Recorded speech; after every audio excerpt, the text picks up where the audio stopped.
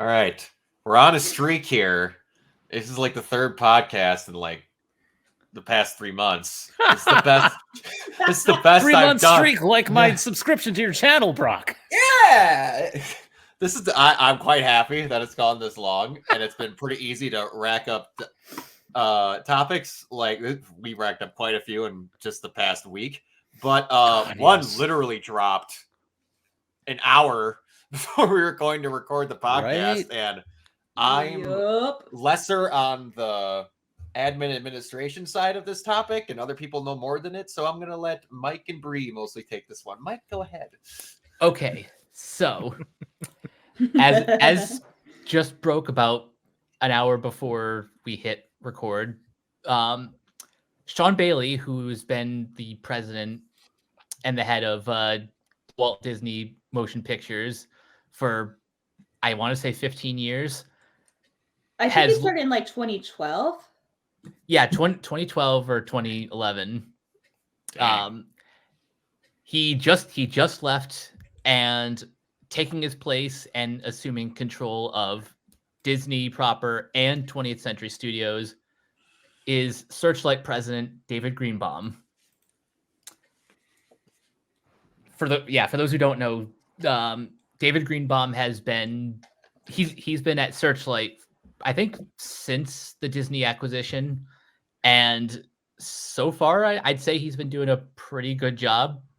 I mean, one of their films, Poor Things, is up for like 11 Academy Awards. Jeez. So, and they've been pushing that so hard on ABC. Yep. As well they should. Absolutely. I still haven't seen it yet. I really want to see it though, because I know I've been meaning to Mark see Ruffalo. It too. Such great cast. I've been like so crazy busy, but I've been better with watching Oscars stuff this year than I feel like I have been in the past. But it's just, especially when it gets to like this time of year, it's just like such a slog. Yeah, I feel that. I still have a few Best Picture nominees to get through. Probably won't get to them before our Oscar special, but yeah. I'm overall excited for the season to end, because if this year more than others feels like it's dragged on for years. Jacob's in the chat. Oh yeah, hello, Jacob. That's a good point, Jacob.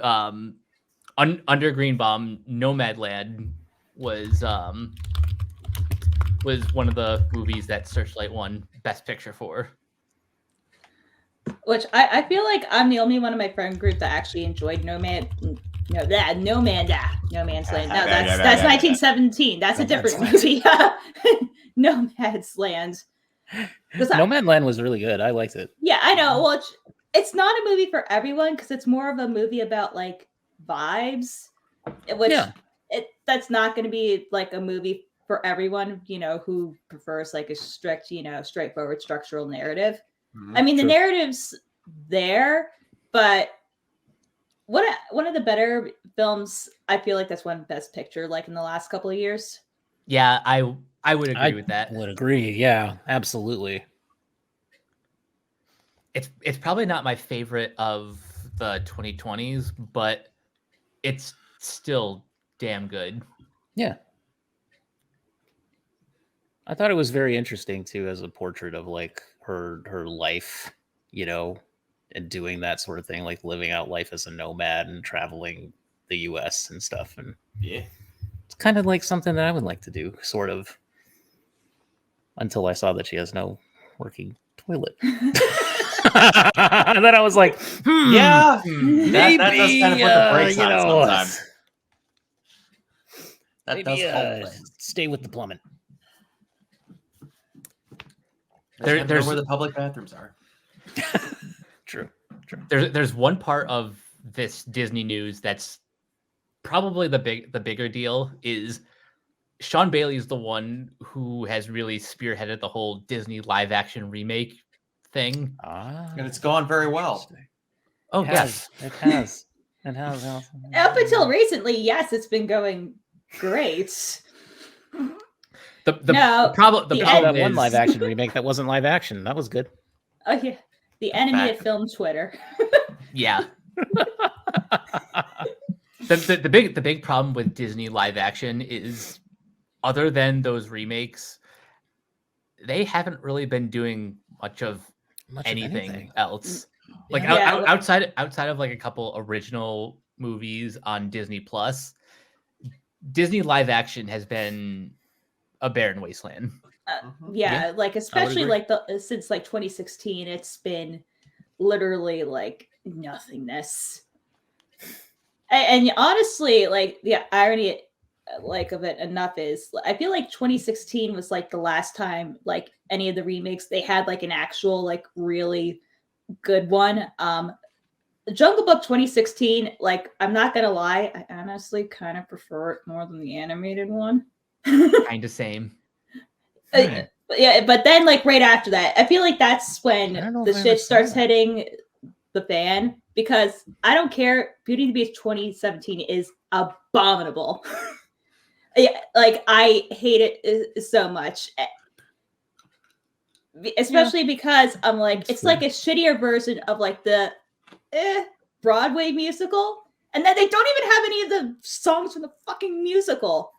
They have the stupid Evermore, which I'm like, I'm sorry, you're not going to be If I Can't Love Her. Fuck you.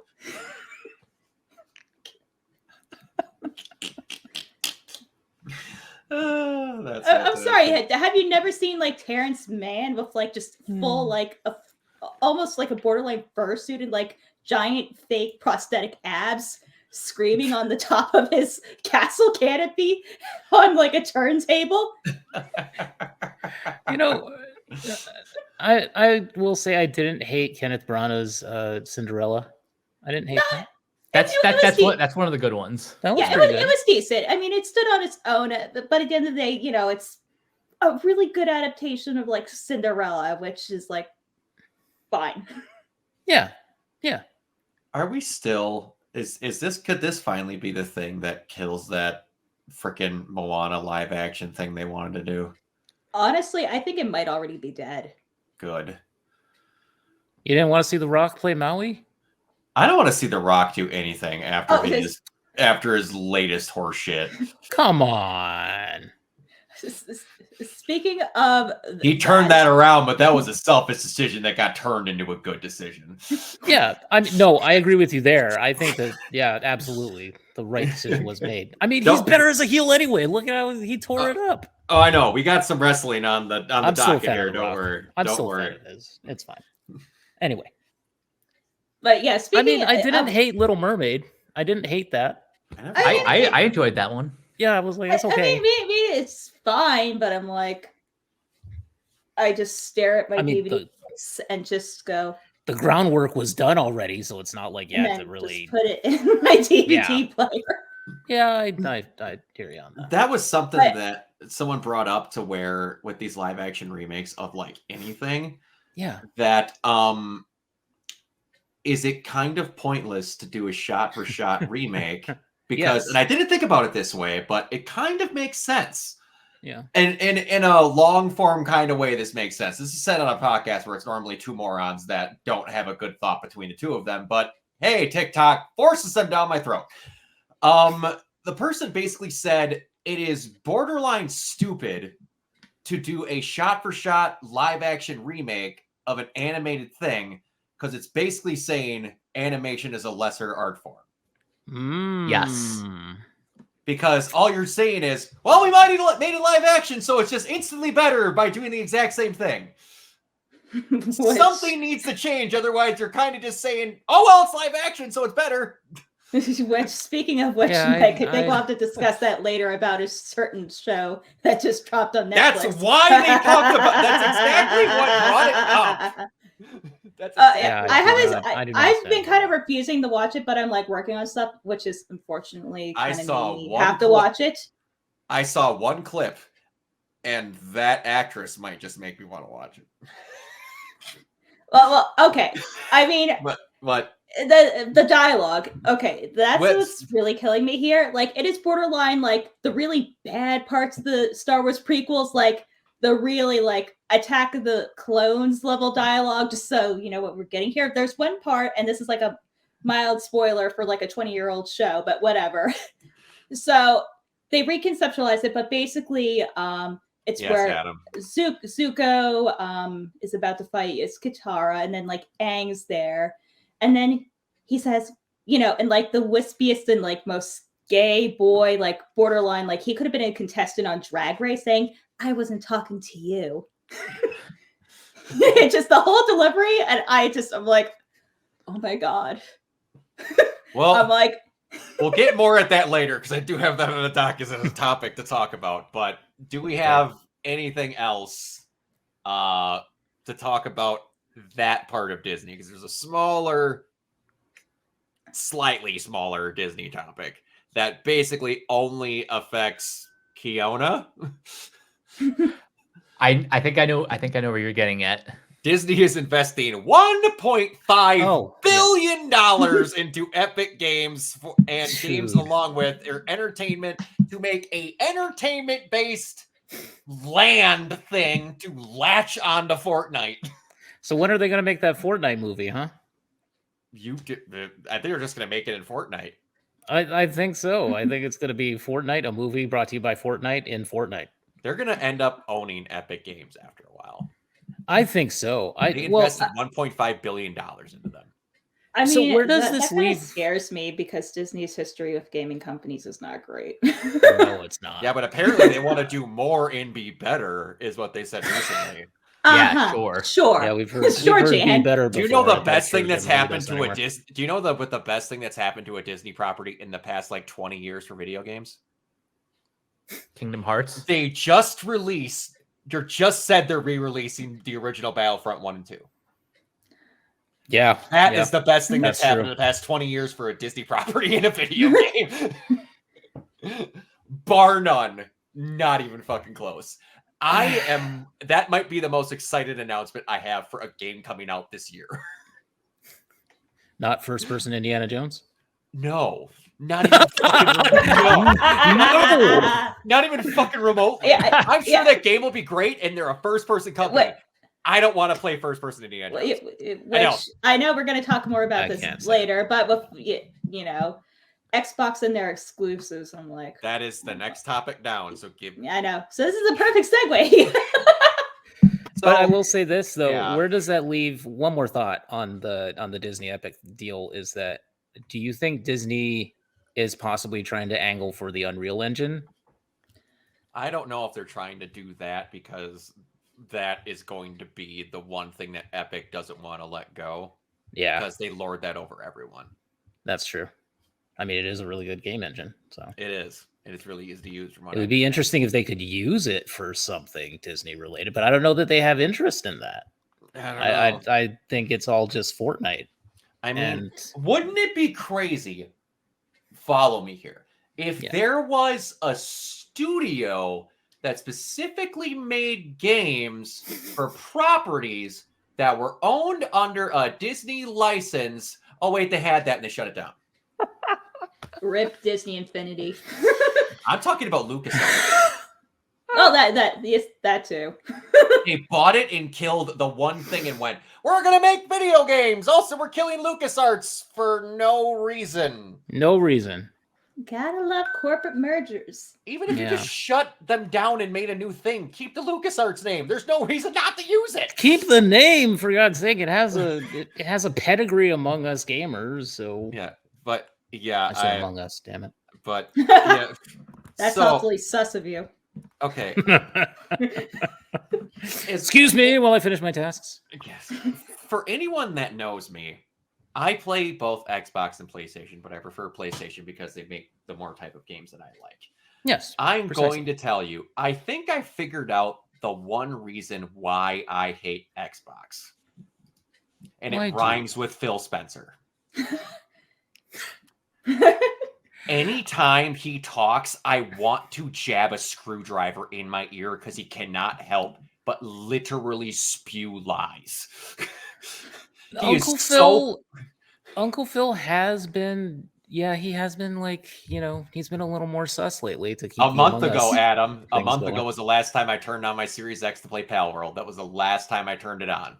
I mean, that's a good reason. Pal World But is great. anyway, they had to get a podcast for this new business model that they're going to do. And this new business model is that, hey, our games don't sell well.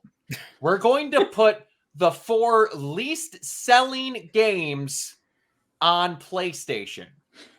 And one of them on the Switch, but not yet, because we need to let Nintendo announce that, because people data mine that there's fucking Nintendo t-shirts inside of shit. Now I can't think of it. Shit. Hi-Fi Rush. Hi-Fi Rush. Yes. Hi-Fi Rush is a great game, by the way, and more people should play that. It is. But the thing during that, go ahead.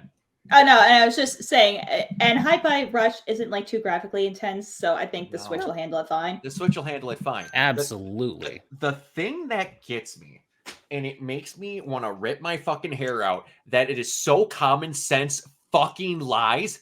Jim Ryan spouts bullshit. I will give you that, but he's spouting bullshit about things that are actually true. Sometimes he'll just say them stupidly, but he's actually talking facts.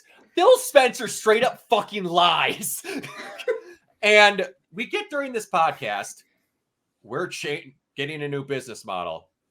We're going to keep making Xboxes. It didn't change at all. And like we're going to put 4 games on.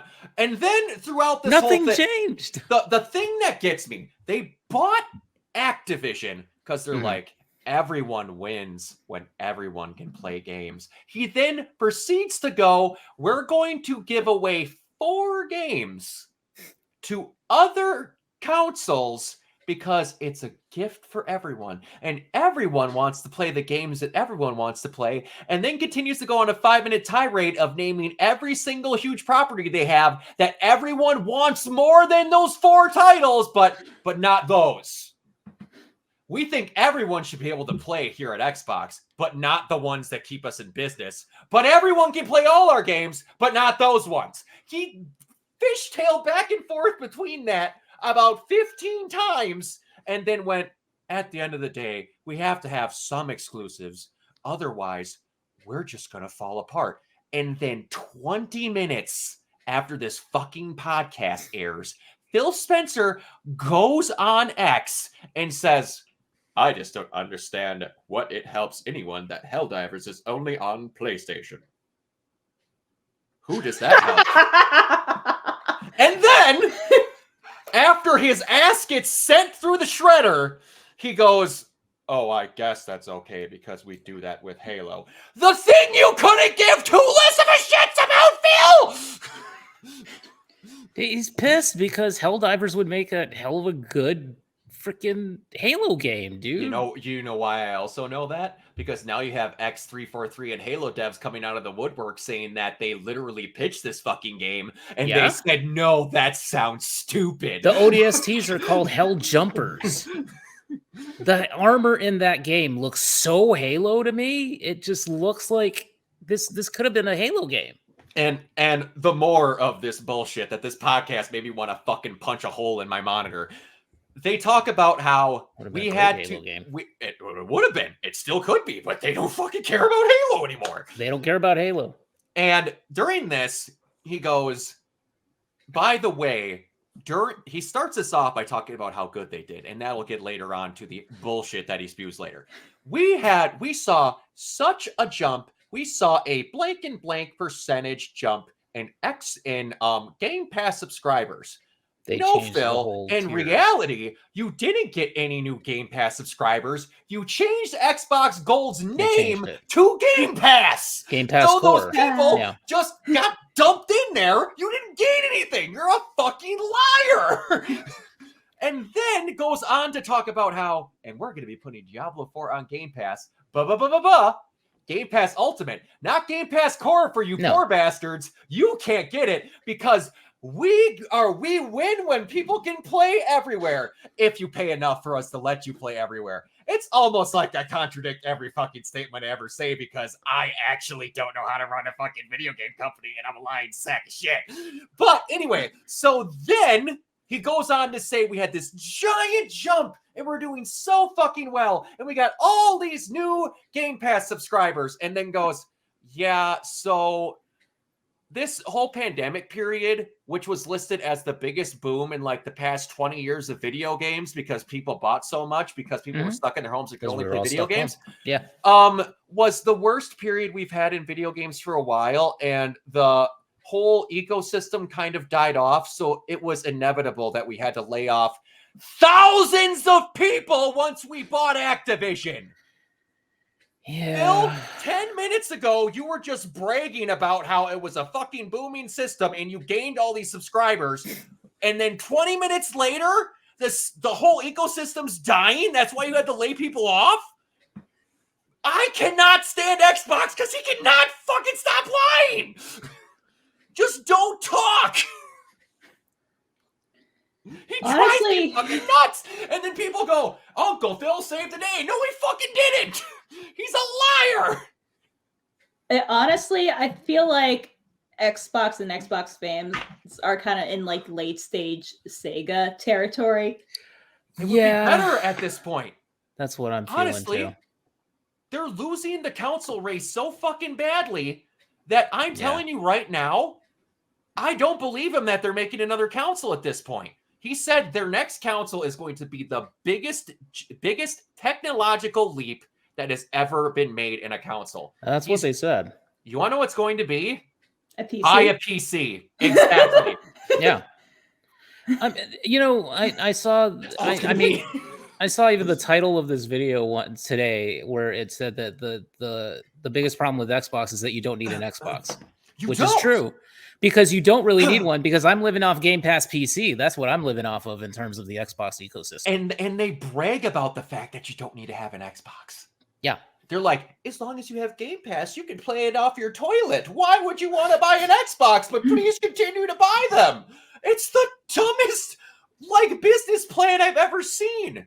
And then you get the people who are talking about, is it Yuhei? What's his name? Oh, shoot. The president of Sony PlayStation. Not Shuhei Yoshida. What's his name? Oh, I can't think of his name. But anyway, the head of PlayStation goes, in the future, we'll be more focused on bringing Sony games to other platforms. Literally 2 seconds later in that interview, he says, by other platforms, I mean PC. And then every fucking Xbot account went, see, they're going to give us shit too. He literally clarified to make sure no one thought PlayStation games were coming to Xbox. I'm not trying to shit on Xbox, but there's no fucking point for Sony or Nintendo to put games on that console. Yeah. None. Yeah. Xbox is doing it because they openly admitted those fucking games didn't sell well. And even people that are mainly Xbox Twitter accounts are going, y'all are stupid if you think it's going to stop at those 4 consoles. I'm telling you, if they do mildly well, they're going to announce that Indiana Jones and Starfield are coming to fucking PlayStation. Yeah. I can almost wouldn't bet be it. Surprised. Because it stopped being called Xbox Game Pass to just being called Game Pass. They literally took the console off of every form of marketing. Yeah. I want them to do well. They have my favorite video game company of all time locked in a corner, crying, being beaten with a bat, and that is rare. I'm so fucking upset what happened to them. And fucking Sea of Thieves, they've been around for 40 years. That is the first time a rare property will be on a PlayStation console. True. Wow. True. That is fucking insane. At this point, they should go the Sega route. They've shown that they don't really give that much of a shit about their consoles. And honestly, they should start competing with Steam. They own enough properties to fucking do that. I'm not saying that Sony should go unchecked, but at this point, Xbox ain't their competition anymore. It really does seem like it's just Sony and Nintendo. Yeah. It's back to 1999 again. I'm not as angry about it. I'm just more disappointed and sad. Like, Yeah, that's how I feel about it. I know what Xbox could be, and I know what it has been in the past. It's been very disruptive, and it's been something that really called to me personally as a gamer, and seeing what it has become, and Phil, I don't hate the guy, but it's just like he has become such a corporate shill these days. Like, I feel like he's just turned very corporate on us. Maybe he always was, but it's just now it's becoming like a highlight. So I'm not at all happy with what they're doing, frankly. I almost kind of feel like the turning point was the Cyberpunk press conference. Yeah. I see what you mean. That is up there. The other one, and I'm going to quote Patrick Boyven when I say this. Don Matrick shit in a bucket and then handed it to Phil Spencer. Yes. But what's also on Phil Spencer to at some point stop himself from shitting in the same bucket and then arguing and complaining that it was heavy and smelled bad. Like in Nomadland, Jacob says. Like in Nomadland. Like it. I just. I agree with you though. I think that like Phil for a while there was doing really well. Like post Matrick, he was doing quite well. I thought because he actually started caring about games. Don Matrick cared that it was an entertainment system that you could put a game in. He did this every time at a press conference. Yeah, everything we love about games is on Xbox. It was the all-in-one system. And you want to know what else kind of killed them? Their asinine, stupid naming systems. Oh God, yes, them. You're telling me. PlayStation just didn't trip over their own balls. And somehow Nintendo was able to get over Wii U. Well, I think there's a lot about Wii U that Nintendo wanted to get over quickly. Well, yeah, people couldn't figure out that it wasn't just a fucking peripheral for the Wii. That is the most quickly forgotten system in a while. Yeah, it really was. It was. Which is a shame because like the exclusives on it, I didn't have one, but like the exclusives were really good. It had like no life. Like the only one I think had a shorter lifespan was the Virtual Boy. I got to play one of those. That is a migraine in a box. Yeah, it is. I played one too. Way back in the day. My old babysitter had one. It was like, whoa, this is cool for 2 minutes, and then my eyes started bleeding. And they had that set up at a Blockbuster back in the day, dude. Good lord. I miss Blockbuster. Instant migraines. Yeah, I used to. Oh, it was, and it's like, how did no one test that thing and just be like, what actually happened? Like, because it was the 90s. But okay, all right. Stadia, okay, that's fair, Adam. Stadia, that's fair. That is a good point. You're not wrong. The worst part is that was better supported than the Wii U. Like outside of Smash Brothers, that thing didn't get shit. But yeah, we'll go on to other. We got a lot of comic book shit to go into. One out for the Wii U. Just pour one out. Of my booze-infused chocolate that I bought last week. Indeed. I can offer a free one. Declined. Which, by the way, the liquor in this was like so fucking strong. That's why we bought like 2 or 3. Oh, wow. All right. So we talked about wrestling a little bit earlier, so I want to get onto that before we get away. And it's not the thing that no. There's few people that I've wanted to just die for years than Vince McMahon.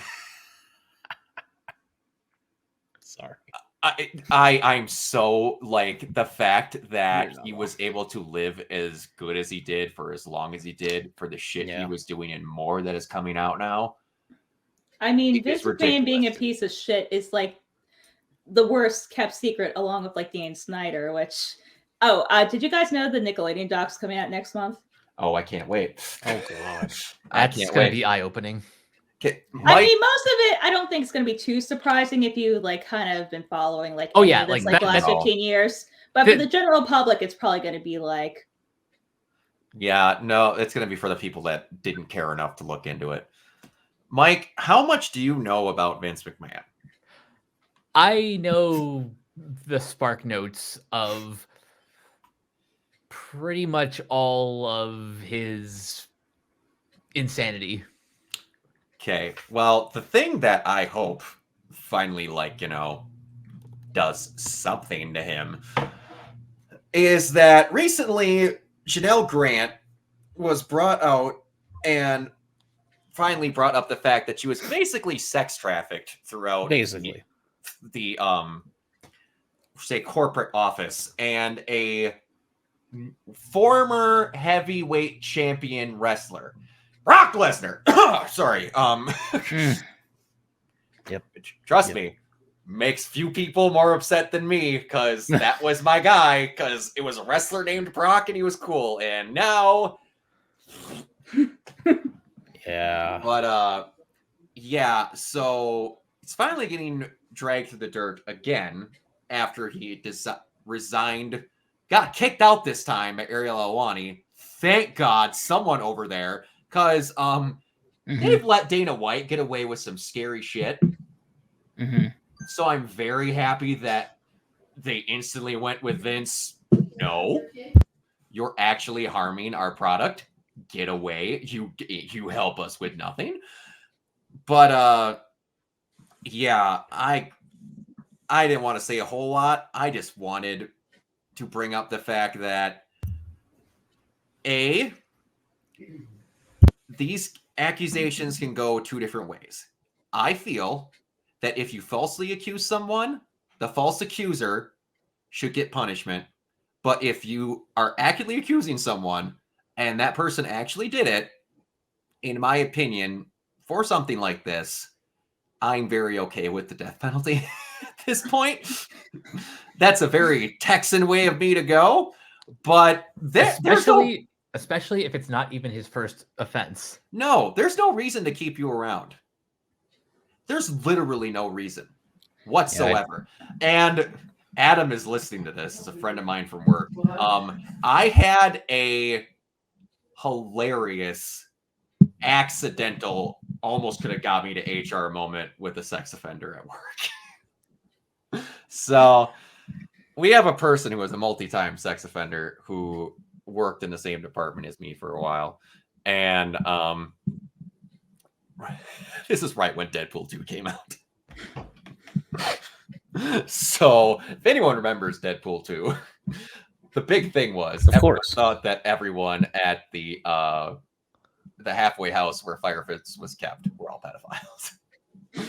So everyone was asked to be nice with this guy, because whatever, just don't bring it up, work, get along with it. I'm like, whatever, as long as he doesn't bother me, nothing's going to get said. It's whatever. So then, to be nice, he watched Deadpool and whatever. And like, you know how you just like kind of, you see a new movie and you spout the lines back and forth at each other? Mm-hmm. And this is a person who had told me that to get a lesser jail time, that they pleaded guilty. I'm sorry. If you didn't do something like that, you don't plead guilty for lesser jail time. You fight for your innocence. That's just not how that works.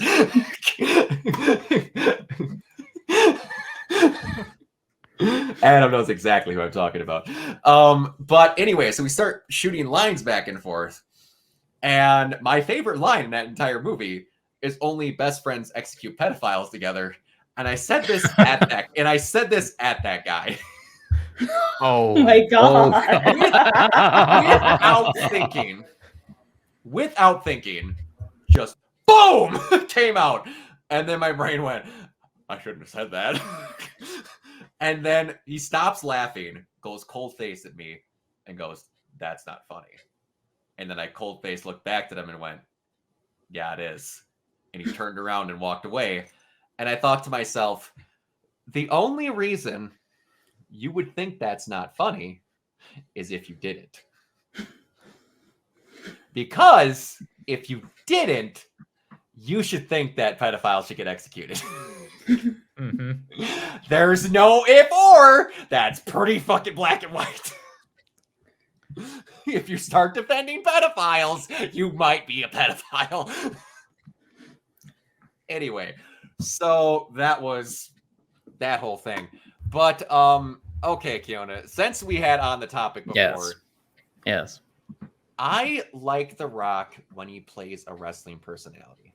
Me But too. I will tell you, the more I see how he operates things and has kind of become the I corporate speak in my Twitter personality person, he really grates on my nerves. he has cultivated that. And that persona when lately. you drag out that storyline for a fucking year, Yeah, do the Royal Rumble, have him point at Roman Reigns in the fucking box and say, I'm coming for you. yeah, He gets on the board of directors for TKO, and then the next week, I'm giving away my WrestleMania match.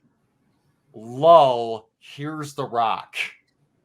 Fuck off, Twain. no, clearly, Stupid. clearly that was stupid, and it was the wrong decision.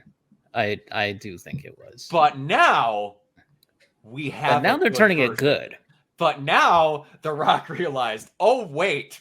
And the best part about this, Dwayne, I like you as a wrestler, but you have more money than you'd ever know what to do with, and the little fucking nicks and details are coming out to where if WrestleMania made so much money, he gets a bonus. Mm-hmm. The fucking event is sold out, knowing Cody was wrestling Roman. Yeah. What do you get kicking Cody out of that spot? You physically can't make any more money. I love him, but there's just those little ticks. But you know what? It was a weird thing too, because I always thought that this was heading towards a Rock versus Roman thing eventually. Like maybe we weren't going to get here yet, but like eventually we're going to get to a Rock versus What's Roman the thing. one thing that Rock and Roman doesn't need though? The undisputed title. Yeah, exactly. You You're can exactly have them right. fight for the head of the table. Yeah, because here's the thing: if you put the title on Rock, if he wins, which undoubtedly he's going to win, exactly. So, like, if you put the title on him, he can't go week to week defending that thing. He can't. And at this point, I don't want anyone replacing Roman who is not going. I don't want a part-timer being replaced by another fucking part-timer. That's right. Yeah, same right here. Now, you have Cody having people that physically can't fucking see going to wrestling events because they love Cody. They had an actual blind person attend a fucking live wrestling show because he loves Cody so much. Mm. He's the face of that company. Put the belt on him, you fucking idiots! They're going to. Oh, I know at this point they are. Yeah. But the fact that you had to have that happen is ridiculous. I know. And now I'm waiting to see, because we're going to get two possibilities. We're going to have Mike Tyson and Shawn Michaels. Uh-huh. Where he's just like, sorry, bud. Boom! and you're down. And what I thought was originally was going to happen is Rock was going to show up during their thing. Solo was going to come in and get rock bottomed off his ass. And then just be like, I'm sick of this shit. Win the title. I'm dealing with Roman afterwards. That's what I thought was originally was going to happen. So we're either going to get the Rock is fooling Roman and then Rock is the head of the table. And he meant that the whole time. Yep. And he wants Cody to skid off with his prize, and then he deals with Roman. The other option is, through all of this horse shit, you already see Cody basically assembling the fucking Avengers to take care of Roman at this point, talking to Sammy and everyone.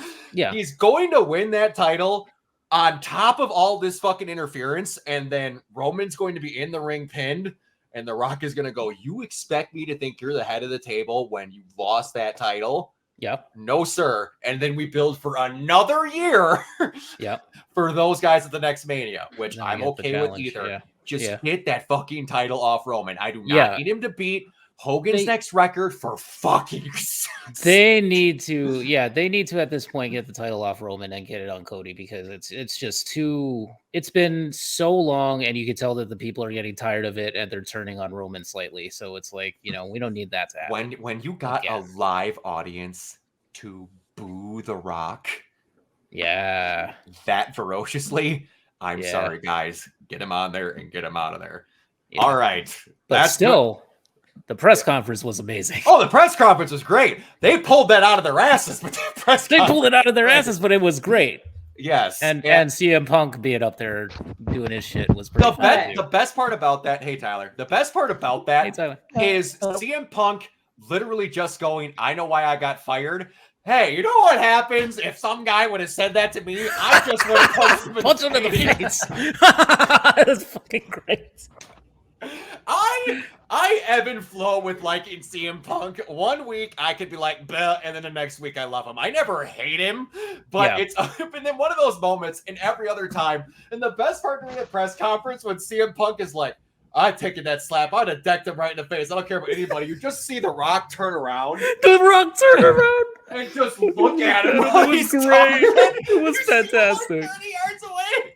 That was amazing, though. That was like the best thing ever. Like, and the best part is, that Rock and CM Punk are friends, because that one Raw he offered to call him and he missed it because he was walking his dog.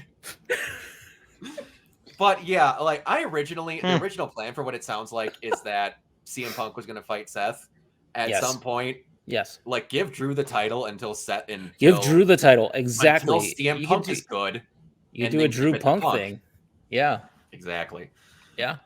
I agree. I mean, I think I think it's just amazing. I find myself just really loving the way that WWE is doing stuff right now. They're doing a really good job. So, and all you needed to do was get rid of the asinine old man who didn't know what a burrito was, despite the fact that he ate them every fucking meeting, hated that people sneezed, and loved poop humor. The person every human being hated. Yeah, didn't know that Scott Hall was doing a Scarface. Yeah. Didn't know who Scarface was. No Thought human being Scott made it up. What Scarface was? Thought he made it up. I just fucking what? But it's amazing when you get the guy who cares about the wrestling. Mm-hmm. It's almost like it's almost like an exact split. You can tell. It's crazy. I think they're running on all cylinders now, though, with Triple H actually saying, like, it doesn't matter what you think your role is. Some people don't know their role backstage. I was like, oh my god, that's. And I love so much that this will be the last thing, that there was morons on Twitter going, "It's gonna be really great when Triple H fights The Rock at WrestleMania." I'm like, did y'all forget he has an actual pacemaker? He has a pacemaker. Yeah. He almost died. Yeah. The ring is pretty dangerous sometimes. I like Triple H. Yes, it is. So, all right, so we're done with the wrestling talk for a bit. Great guy, actually. Funimation's dead. Yeah. This is actually kind of inevitable. Oh, I knew it was. I mean, Funimation, in all honesty, has been like dead for almost like 2 years now. This is just, putting the obituary in the newspaper. I love how Sony went, "We're going to take your thing, put all our stuff on your thing, a pre-written and then shoot our thing." Because our government doesn't do anything to prevent monopolies. So now anime is fucking I didn't realize how bad it actually was, though. Because not until last year did I realize that Sony also owns Aniplex. Oh, yeah. Oh. Yep. Yeah. Yes, they do. Yeah, because originally Aniplex was like Sony's only presence here, but then surprise, surprise, people don't want to pay $80 for 4 episodes on Blu-ray because it's ain't Japan. Like, that's just as I cover up my $500 collector's edition of 27 episodes. Yeah, absolutely. Yeah, they came out with a cheaper version and now it's out of print, and now that legitimately makes me upset. But anyway, because now it's really down to 3. I mean, unless you count Discotheque, but in Discotheque, High Dive. Hers High Dive. It's its own thing. But basically, the big 3, obviously are Sony, Viz, and then I guess Hulu to a Sentai. degree, actually. Hulu's not too bad. They actually have a decent selection. No, They I'm do. saying the distributors. I mean, I guess Oh, yeah. Disney too, but I'm just talking like in the three. But a lot of Hulu is like third party, which, by the way, oh my god, most of the anime in Hulu is now in the Disney Plus use library. It is so We much easier finally to use. have summertime rendering. No. I'm saying because Disney is slowly merging Hulu into Disney Plus, so you can watch Hulu content in the Disney Plus player. You can watch and it True is, like, Blood on Disney Plus. Yay! night and day because What a weird Hulu's world. player is like so fucking ass, and like Hulu's website is too. Like the most it can go is like 720p, but Disney And their Plus it always search- goes to 1080p. Their search bar in Hulu is also busted. I hate Oh, it. it's so busted, dude. Hulu is It's just the like worst trash one. here. Yeah. Even Disney I've been- Plus has a better one. Yeah. No, Disney Plus's player, especially for like anime, is great. The only thing I don't like is Hulu has like dubbed and like subbed anime is like separate like just files, but I'm like, Oh yeah. that's not really like Disney Plus's thing. I mean, they're just copying the files over there. I mean, that's just weird, but whatever. But I've been actually doing a first time watch through of Sailor Moon, including the filler, because I'm doing research for a project, and I also just blew like $150 on Sailor Moon manga. Which, by the way, Kodansha's premium edition manga is literally some of the nicest shit I've ever seen. Let me actually just pull up one of these volumes here.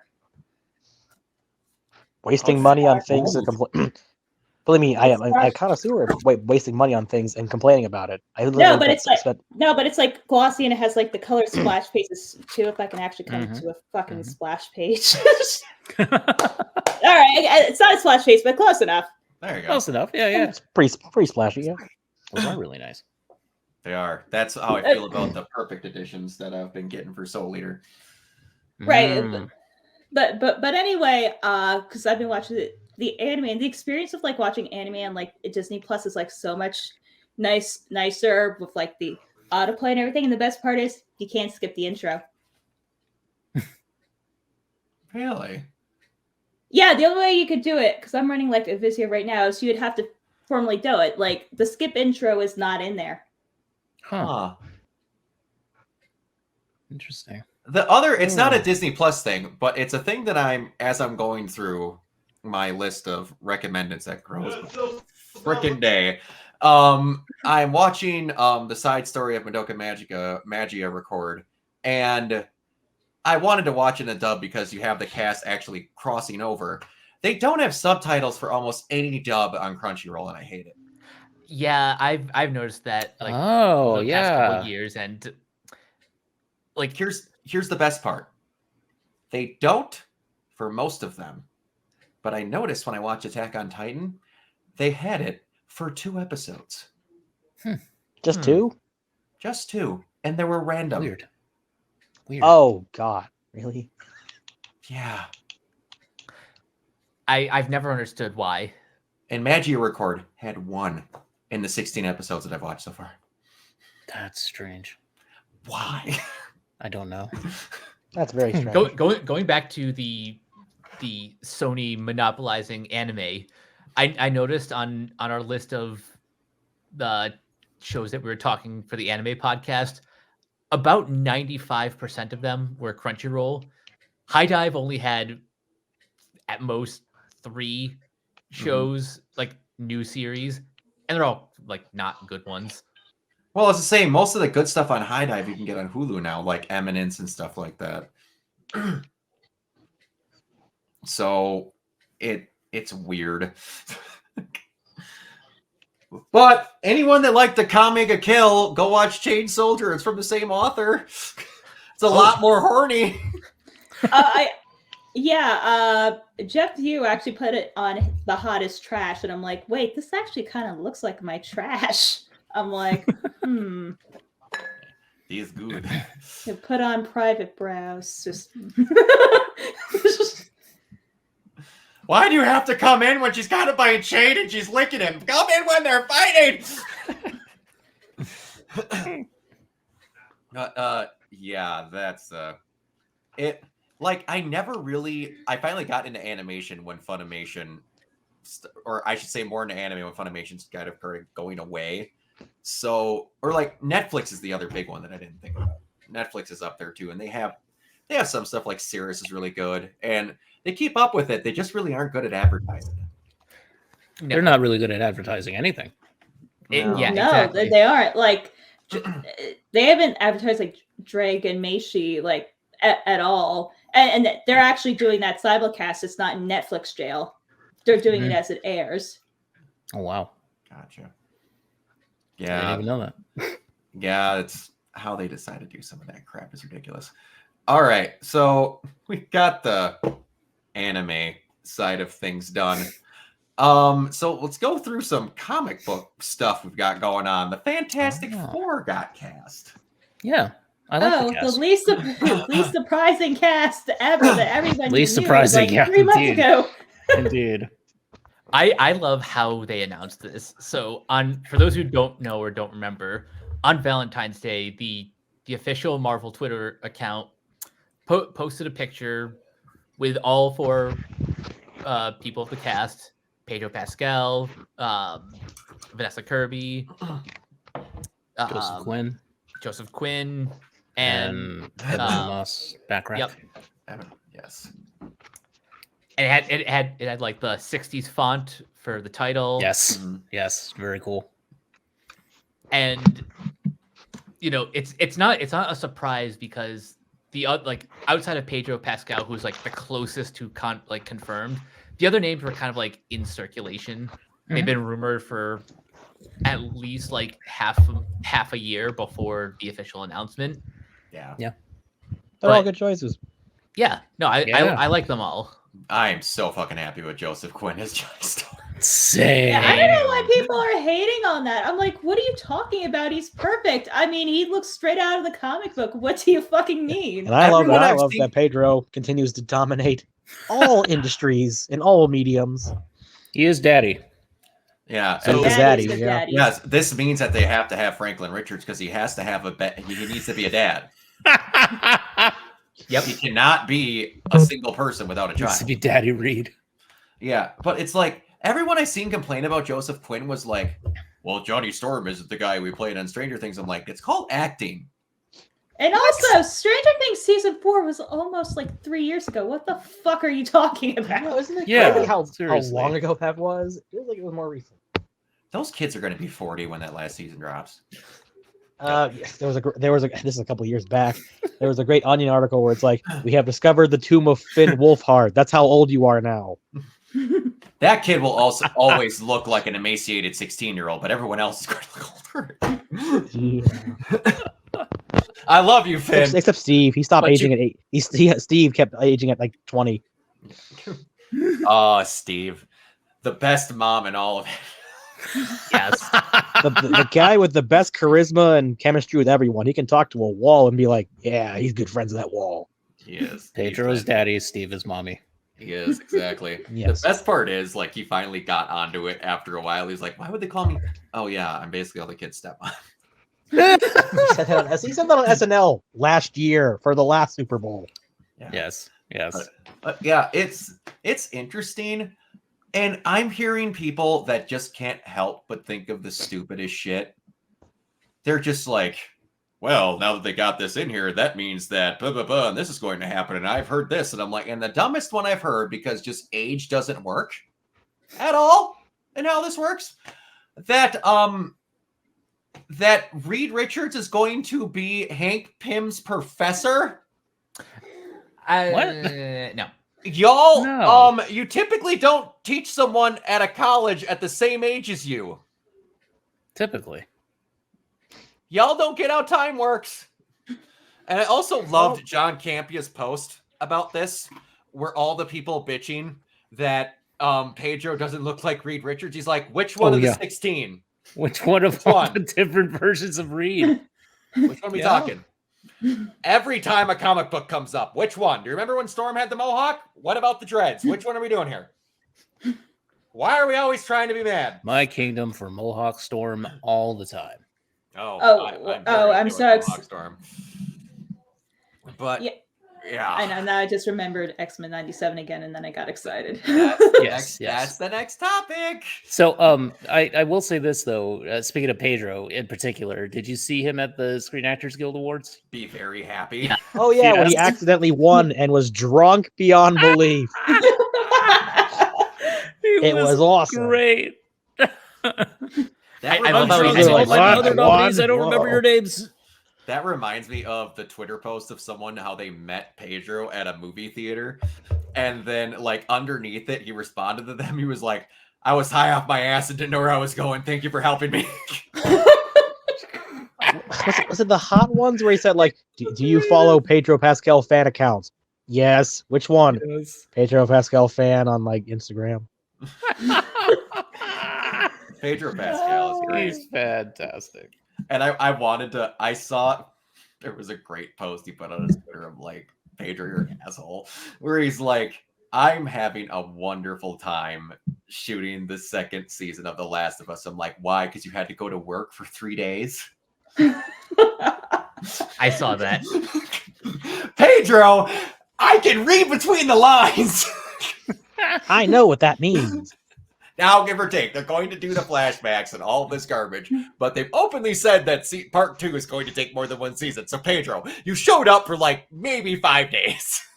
Oh god. Yeah, I am praying so much for that poor actress that's playing Abby. Caitlin Devers. Oh. Well, actually, it could have been worse. He could have announced on the set of The Last of Us 2, I'm in the Fantastic Four, and then swung a golf club. Oh, I saw plenty of those. I saw plenty of those. I wanted him to say that he was golfing with Caitlin Dever and said she's got a pretty mean swing. That is the last Oh, thing I wanted to jeez. say. Y'all are bloodthirsty, man. I just love igniting how stupid people can be. People are dumb. We're going to do a small tangent onto a different topic in between X-Men.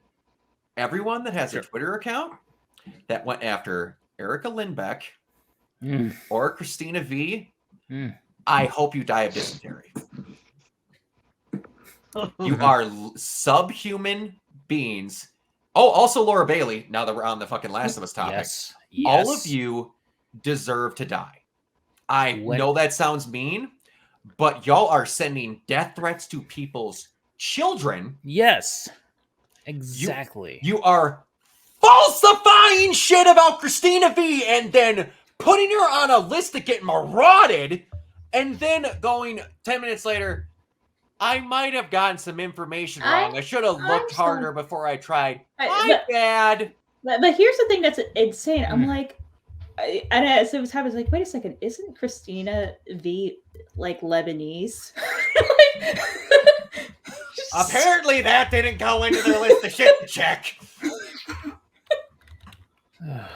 I have never been a fan of those like call out lists because here's the thing, children should not be on Twitter because I guarantee you all of them are under 18 or they just turned 18. I'm like, honey, get off your fucking phone, then go outside, please. Like, I don't remember what I talked about Mike with this on. I'm pretty sure it was during Echo, but we talked about how the thing that I want most is a death note for URLs. Yes. I just type it in, gone for good. Websites, Twitters, anything. I do it. You're no longer allowed on any form. I enter your name in that note and you're done. The world would be a better place. Yeah, I kill no one. I harm no one. I just take the gun out of your hand because you're a fucking idiot. Yep. And you chased some of the nicest people on the planet. Erica Lindbeck is a fucking sweetheart. Yeah, I know. I mean, she got me through. Voice actors in general are the nicest people. No, I mean, because yeah. I don't want to talk about Vic Mignogna right now, but anyway, go ahead. Well, yeah, most voice actors. There are exceptions. There are exceptions. No, but I'm like, because I don't want to be like parasocial or anything, but Erica Lindbeck, she started her Twitch like right as the start of the pandemic, and like that was kind of like the one consistent thing that everything was in quarantine, and then her and then like Billy hopping on, rest in peace, Billy. I feel so bad for her. Billy Campbell is amazing. But anyway, so like I don't know her on a personal level, just to like say that out. But and the fact I like know her in like the way that we're on Twitch and we're following on the stream, so like I know her in that capacity. And every time that she's been on, she's been like super duper nice. She's been like super open. But like the past like year and a half or so, like with like everything that she's been going through, and then like that fucking bullshit happened. I mean, that was one of the few times like I just fucking blew up on people. I mean, it's just it's fucking out of control. Like, how can you be like that unempathetic to other people over literally like fucking bullshit? She said, "Hey, please don't violate my voice." She literally said, "Hey, don't take my job away." And someone said no to using a part of you. It's literally a part of who she is. I'm not saying that people should AI art. I'm not saying that. But this is the point where you're trying to use a machine to literally take a part of a person's being. No, you don't get the "she's taking my fun away." How about I go over and break your legs so you can't walk and say, well, you could just AI a pair on there. But here's the crazy thing. The guy who made the cover said, "Sorry, I didn't know," and took it down. Like, he was like super cool about it. It was like other people who were like colossal assholes 99% of the time, it's everyone who's not involved in the situation. Who need to, and I hate this term, but it happens, white knight other people and go, well, you should be upset about this. No, I shouldn't. Why? Why? Why do we need to go to this? Why do you need to be upset for someone else about something that does not affect you in your direct life? There are other things that are worth getting upset about. This is not it. But the crazy thing that I've noticed about, and I'm not sure, Brock, if you know this, did you hear what happened to like Kira Buckland in like her online store? No. But so I love Kira. All right. Well, basically, I'm just going to give a little bit of context because this kind of ties into Christina. For those who don't know, Christina and Kira are like the OGs of like ancient YouTube, like early anime YouTube. Like they were there. But anyway, so I guess during this pandemic, and she kept afterwards, Kira had an online store for people who couldn't travel like safely to get autographs. Because they were ill or it was like they were outside of the country. And then people kept doing chargebacks on everything, so she shut down her store. Okay, I did hear about that. And it always happens to, again, people that I have seen enough conversations of or met in person that I can confirm are literal angels on earth. It's never anyone like doing this again. I mentioned Sex Pest Vic Mignogna. He still has a fucking Twitter. Why does none of this shit happen to him? I'm not saying people should sick at other people, but if you're going to rip on people, do it to people that have actually harmed others. Agreed. Use that stupid mob mentality to somewhere where it counts. And also, here's the thing. If you know someone has done something wrong, and this person is on the Z tier of a property that people absolutely love, and everyone in the 99th percentile are good human beings that do nothing wrong, don't wait until said project comes out and tell people, hey, don't watch that entire thing because they have a supposed pedophile on there. Why aren't you flaming this person when they're not getting work?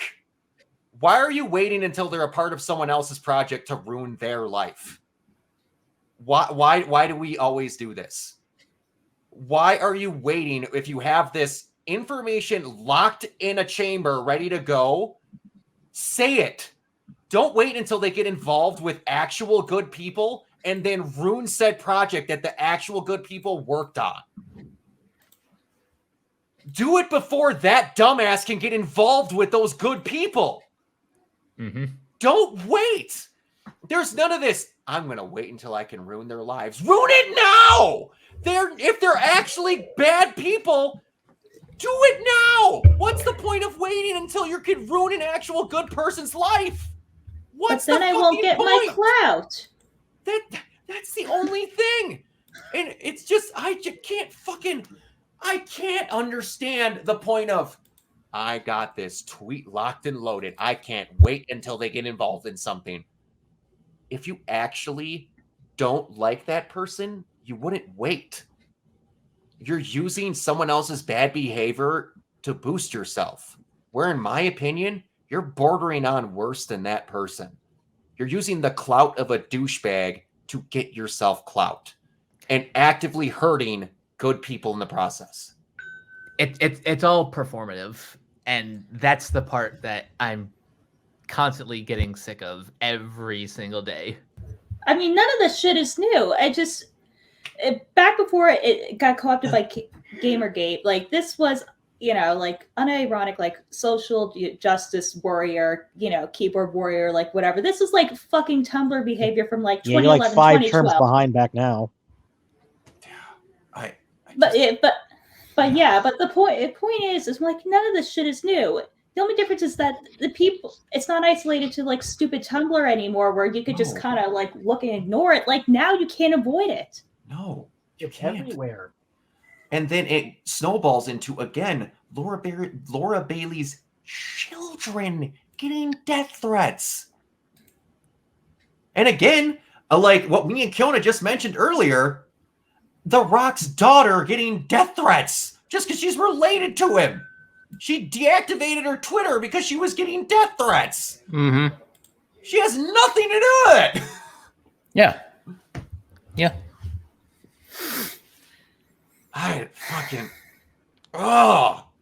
Anyway, sorry. I need to get that out of there because I can't fucking stand people that like this. My dream profession is to be a voice actor. Every single day, I am shown more examples of why I want to blow my brains out if I got into the profession. Yeah, literal voice actors have saved my life. That's not a joke. Kevin Conroy saved me as a child. I would have gone insane with depression when I was younger if it wasn't for Kevin Conroy. And I'm thankful to this day that I got to tell him that in person. And then just a few months ago, I got to say the same thing through Yuri Lowenthal. That anime, I shit you not, saved me when I got to the point of suicide again. People wonder why I like that thing so much, because of these people's performances that put this shit into it that care so much. And then one person doesn't like them and they get death threats. Yeah.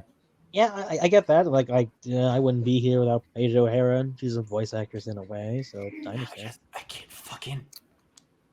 I wouldn't be who I am if it weren't for Peter Cullen. Exactly. And Frank Welker. Yeah. These people do good things to help people like us. And what do they get in return? Shit. You get shit I've on. seen some heinous fucking behavior at cons. Just because they get ripped away by con staff because they have to go. It's not their faults. You need to realize that the world does not revolve around you. That's right. Mm-hmm. If I would have went to that con and I didn't get last year and I didn't get to meet Yuri, would I have been upset? Yeah. You want to know what I wouldn't have done? Been upset with Yuri. Because you know what? He has a life, and guess what?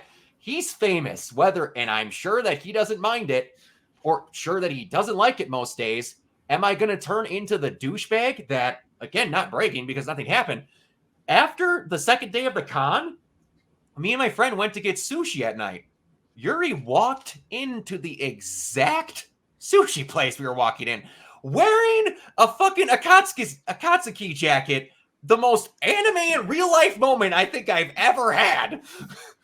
And would another person who would have been a dumbass, would have just ran up and been pissed at him. Don't do these things. Sorry, tangent over. We have other shit to talk about. No. I understand. Anyway, so anyways, to talk about much better things that are also comic book related, what we were talking about later. X-Men 97 trailer. It was really good. Yes. It was really good.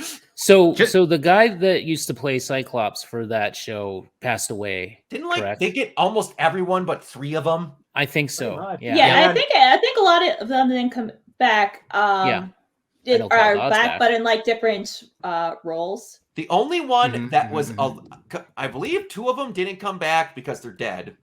Sadly, the Cyclops guy was great. The new person who did Cyclops, Ray Chase. amazing. Yeah, and then the one that didn't come back because she neglected. Oh boy, old Claire, Tyler, RE2 Claire. Yeah, it's Allison Court. Allison Court denied. Allison Court denied it because she voiced, I want to say it was Jubilee. Yeah, she voiced Jubilee, but I think she's coming back in a different role. She's coming back in a different role. She denied Jubilee because she wanted someone of the accurate ethnicity to voice Jubilee. Oh, okay. I can respect that. Which is fair, because I mean, Allison Court was what, like 23 when she voiced her? She was basically like something like that, yeah. Yeah. Which I was like, oh, okay. That's fair. That's fine. And like, I need to ask this question. I said the same thing when somehow I've been watching X-Men and reading X-Men related content for my whole life. And it took until Dark Phoenix to where they ruined Magneto's helmet when I saw Jean Grey go and lift the helmet off his head. It ruined it. I was like, how have I watched X-Men related content for that long and I never watched someone take his helmet off? Because sure, Xavier can't get in his brain with the helmet on. They can just levitate the fucker off. And how is that in Dark Phoenix of all things? But the other one was, how have I been reading and watching X-Men related content for, I'm 33, X-Men came out in, was like 91 to 96. How have we never till now had Gambit charge Wolverine's claws? Right? Oh, that was so badass. That looks amazing. How did this take that long? I am so excited about that. I think it might have happened in the comics once, but it's like not obviously like a regular thing. It was one of the coolest parts of that trailer. Yes, and also, when we talked about earlier with basement dwelling teens, hey, guess what? The show can still be okay if Rogue doesn't have a Jill Valentine Rev 1 size ass. That was the weird. Like, so many people are like, seriously, that's what your complaint is? No. Here's the best part. Is that like, oh yeah, that screenshot that everyone keeps pointing to, that's just one shot. Screenshot, one shot. Yeah. That you can't tell me that the guy animating it went, I'm just gonna make this a little bit bigger considering what we're looking at. Because he did the Power Girl thing. He probably made it as big as possible until someone noticed. Because guess what? I've been rewatching X-Men because of this. It's never like that again in any other shot. Yeah. Ever. Did you see the parody ones of Apocalypse having the big ass? It's great. It's fantastic. I died. It's phenomenal. But yeah, I can't get over how it's like I was really skittish when I saw it looked like just straight up 3D animation. It's like, why are we doing that for? And then the trailer came and they started out with last time on X-Men. And okay. It's like a straight continuation. It like literally is. It's it's an actual next season. That's so cool. They're just keeping going. Also, they have Studio Mirror assistant. Yeah, I was just about to say that because I think the original X-Men series was animated in Japan. I think it was the same studio that did Batman the animated series, or at least one of the vendors that they used. Oh boy, if they did, I'm happy. ACOM was one of their vendors.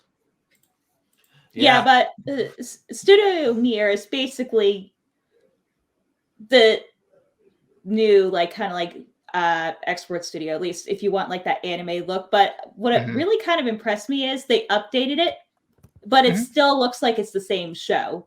It almost looks like, we went from SD to HD, and we're just slightly redesigning the characters to kind of fit the screen better. And what I love about it is maybe this will show that like there's still interest in that sort of animation. Like not everything has to be 3D CG, Yeah, and I'm gonna go over some other things that again, talking about basement dwelling teens. So we had this X-Men trailer come out, and they revealed some things about some characters. But Morph. One that they also changed his look, everyone said, specifically just for this show. Hey guys, does that screen show something? Yeah, no, I see it, which I know that the argument. I'm like, it's like, oh my god, like really for this character. I also like how that they're claiming that the X-Men has gone woke. Tell me you've never seen an X-Men related media thing in your life without telling me. My favorite part is that the first version of X-Men was 5 white people and it bombed. And then they set it off for a while, and then it came back with 2 white people, and then the rest changed and it did better. And then my other favorite one was heavy spoilers tweeted this. Sucks seeing how political the X-Men are now. I miss the innocence of that first movie that started off in the Holocaust, then went to the Senate and ended in the UN. Should have just kept it to Wolverine the Wolfman.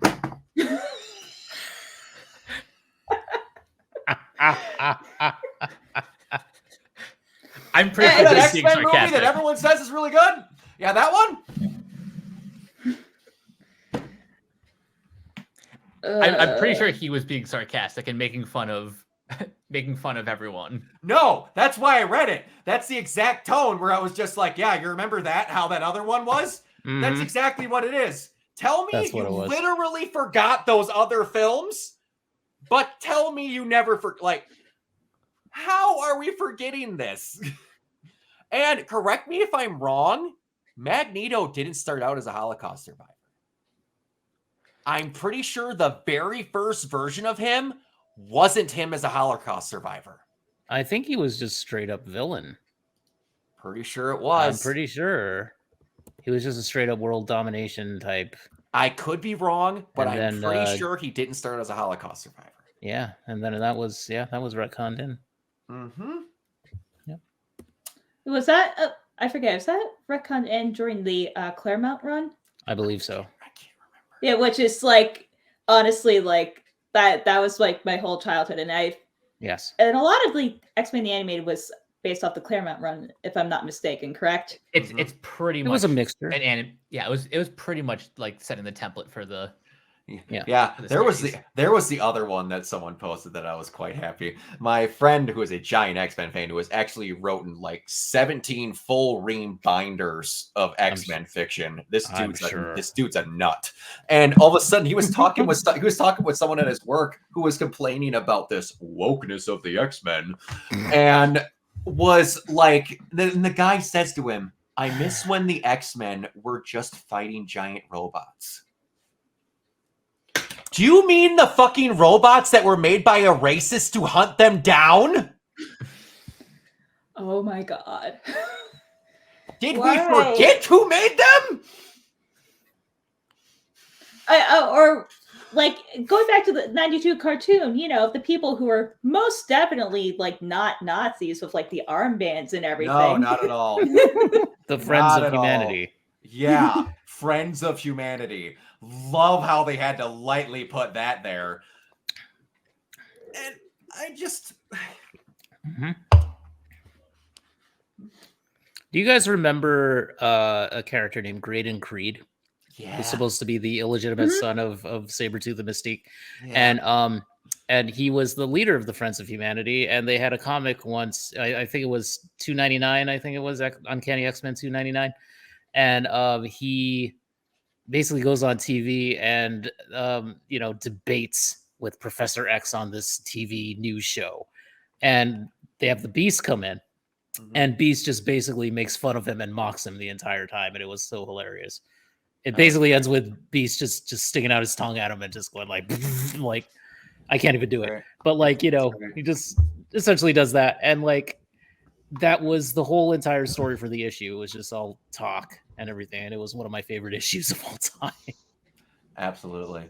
Post Claremont, hilarious. It is, and like it reminds me of just like the X-Men have had it bad from the start. Yeah. This is Always not did. This is not me bragging. I'm not trying to brag at all. I got to go to a con that Stanley went to, and he had a panel where he was just answering questions and talking about how dumb its publisher was at the time when he tried to make X-Men. Yeah, it's one of my favorite things he's ever said. And he's talking about how he's like, I got this idea. I want to call it the Mutants. Yeah. And they'll have all their own powers. It's just an X gene, and it'll do all this. It'll be a mutant gene, and like it'll make us do whatever we want. They don't got to do whatever. It takes away the whole origin story thing. They can do whatever. And the editor goes, nope, that's stupid. No one knows what mutants are. Go back, think of something else. Okay. So he goes back in his office. And he's like, okay, all right. I go back in there, and I'm like, what if we called them X-Men? We could have it be the X gene and whatever. And he goes, great. I like that. He gets out, gets in his office and sits down and goes, hold on. If no one knows what a mutant is, how the hell are they going to know what an X-Man is? I love those darn X people.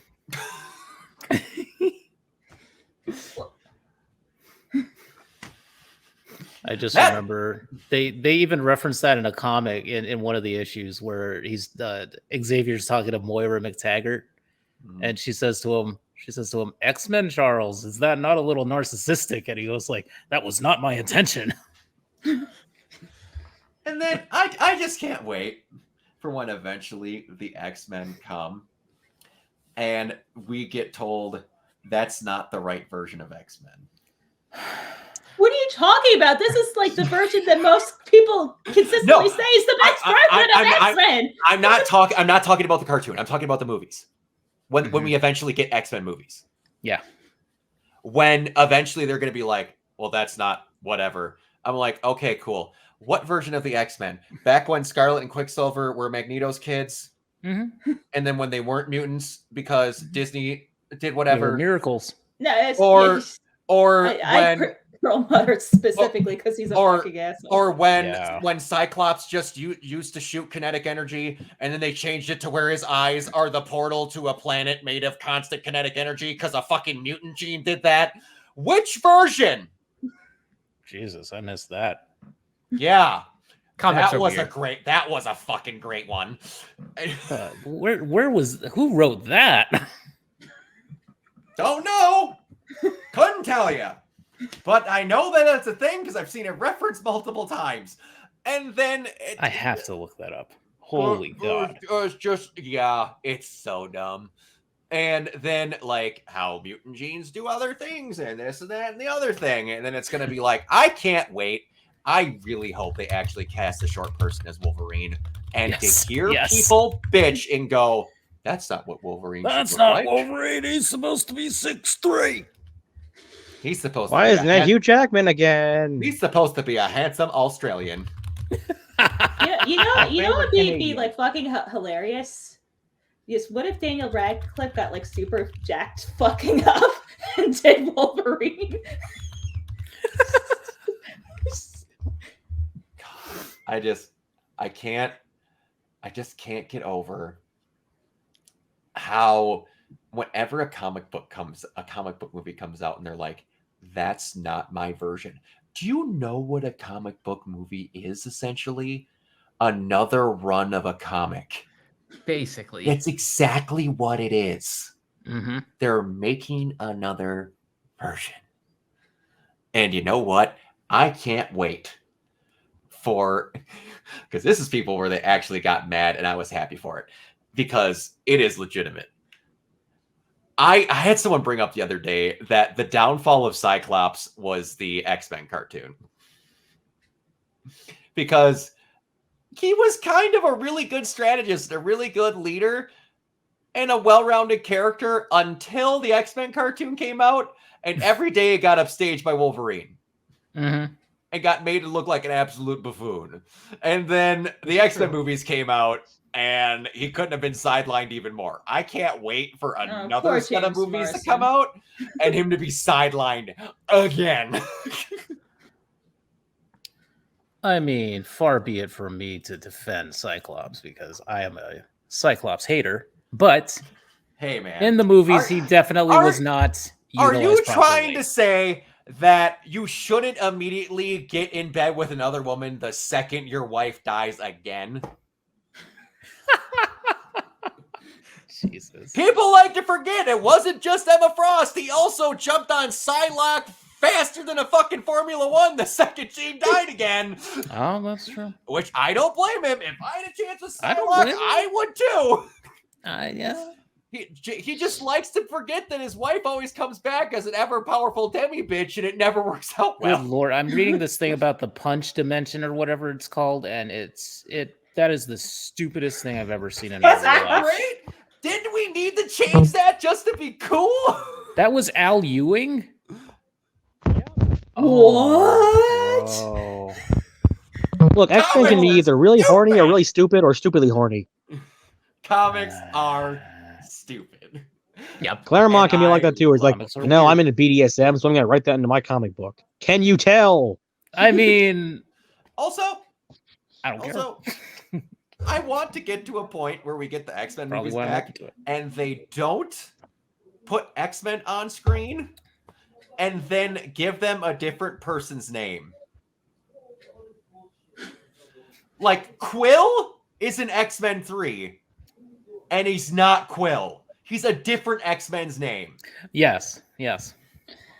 Psylocke is in X-Men 3. Yep. She's just a, admittedly, very attractive goth girl, but she's just got a purple whoop in her hair, and that's it. Well, she had the weird powers from the Crimson Dawn arc or something. It was some kind of weird thing. She doesn't do a fucking thing in that movie. She doesn't do it. She steps out of a shadow. That's it. She steps out of a shadow, and that's it. And then you have the other girl that takes over and fights Storm and all those other times. Yeah, that's supposed to be Callisto. Yeah, it's supposed to be Callisto. Also, did y'all hear about how Halle Berry got actually fucking tricked into making that movie? No. I vaguely remember this. So apparently, she was going to have a much bigger, better, like actually well-written role about Storm. Oh, I can't remember exactly what it was, but it was about Storm. Like she should have been the leader. Being a good leader and like actually using her powers to help people. And then after she signed, they changed the script. Oh. Because Halle didn't want to come back after the second movie. Yeah. We wonder why these people hated being in these movies sometimes. Yeah. But yeah, there's a bunch of other shit that's changed like that too. That's just really dumb. Do you think she's going to be in Deadpool 3? Oh, I want her to be. I think if she's like self-deprecating enough that she would be cool with it. Halle is also the person that within a year or two of each other accepted an Oscar and then openly. Oh yeah, that's what I was saying. It was the same. It was the same year. Same year. There we go. Yeah, because they do the Razzies the night before the Oscars. Yeah, and her speech is an all-timer. Absolutely. At this point, I would so go and get my Razzie. Yeah, this movie's probably going to be just over 2 hours long. And we've only seen Tyler Bane as Sabretooth. That's all. And Pyro, because Pyro's in the trailer. Pyro is. I'm talking about things that leaked. Yeah, things that leaked. Okay. And we saw Pyro in the trailer. That's the only people we've seen so far. Like the only other thing that's rumoring around that I kind of hope happens just so that people get pissed off at the existence of it is Taylor Swift as Dazzler. I would love that. I still clap. firmly believe that whether or not she's actually Dazzler, I firmly believe she's in the movie. The second I saw her walk into that Wrexham game with Hugh Jackman, Ryan Reynolds, Sean Levy, and Blake Lively, I'm like, Yeah. she's fucking playing Dazzler. It may be for 2 minutes, but she's playing Dazzler. Who played Dazzler in Dark Phoenix? Do you guys remember? I don't know, but she she's had Wait, like she's one in Dark cameo, Phoenix? right? She's in that field for like 2 minutes. Yeah. I don't remember. I honestly don't. I'm just remember. curious because, like, yeah. But I this is the only movie that I actually hope is a cameo fest. Yeah. Well, Same. yeah, I mean, because it's so obvious that it's like an adaptation of Deadpool, like kills the Marvel universe. Kills the Marvel universe. Yeah. Which honestly, I think for like a Deadpool 3, like that's the only logical place that you could go. Mm-hmm. At this point, the one cameo I want them to upstage She-Hulk, and I want him in an office with Kevin Feige. Yes.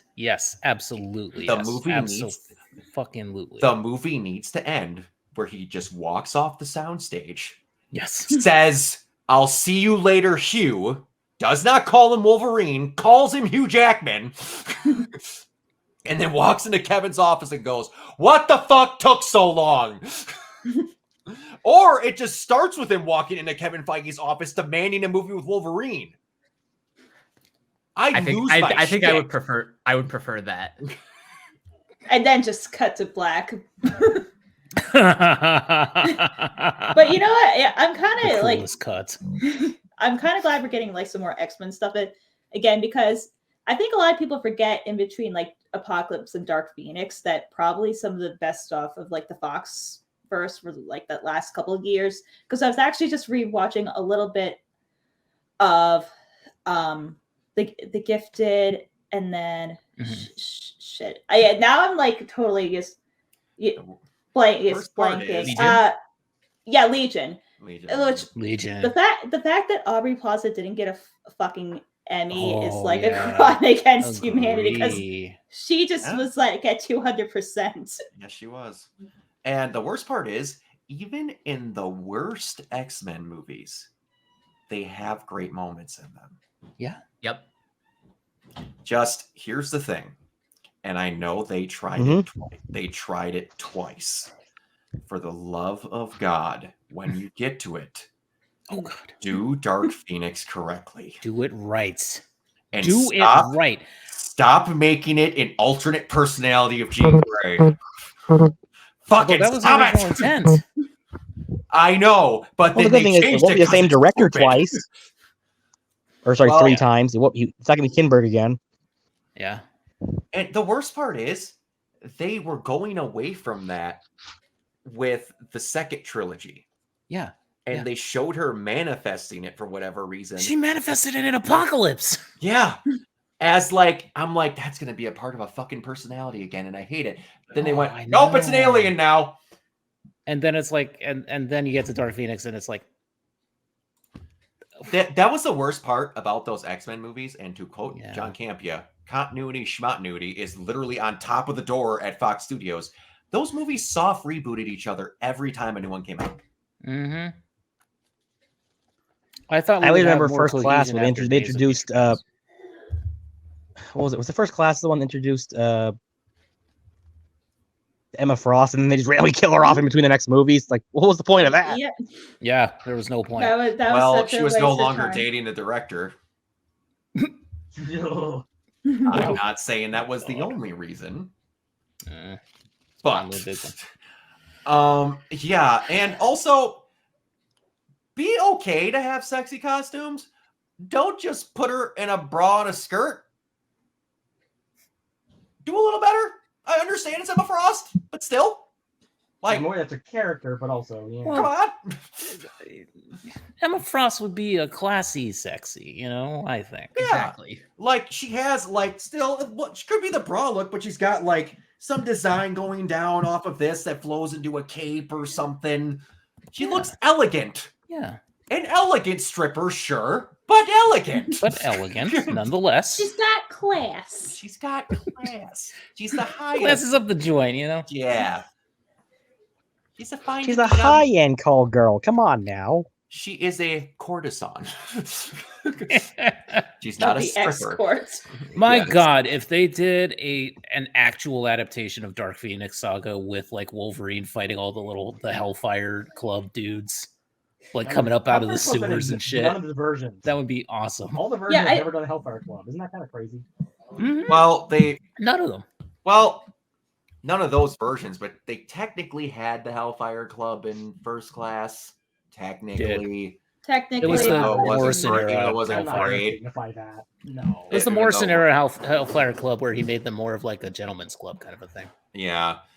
But like you could do some cool shit. Like all the stuff that I'm learning now, because I haven't read X-Men comics in a while, all the Krakoa shit and weird stuff that they got into. Krakoa's so great, dude. You could do some cool stuff. Like I actually want to see Genosha in a movie. I agree. I really want to see Like, Genosha. I wanna wanna see. I want to see them go cosmic with it. Why not? Be brave enough to put Master Mold in a movie. I'm being fucking serious. well, it kind He's of Or at stupid. least Nimrod. it seems like that Sort they of. are going like the cosmic route because of how it tied into the end of the Marvels, and also I'm not sure if all of you watched Miss Marvel, but basically in the MCU, she's not an Inhuman; she's a mutant. Yes, that was the first time they mentioned mutant in Marvel. And then the Yep, best they part, hit us with the stinger. and then what the fuck was it? Oh no, what was the property where they said it that you have a mutation? That What- was what- Miss That Marvel. was Miss Marvel. No. Yeah. No, there was one where they say you're a mutant, and then there was a separate one where they said you have a mutation. Oh, I That- think they retconned it in WandaVision. I think that's what you're thinking of. Is thinking about. Oh, is They that what cut- it is?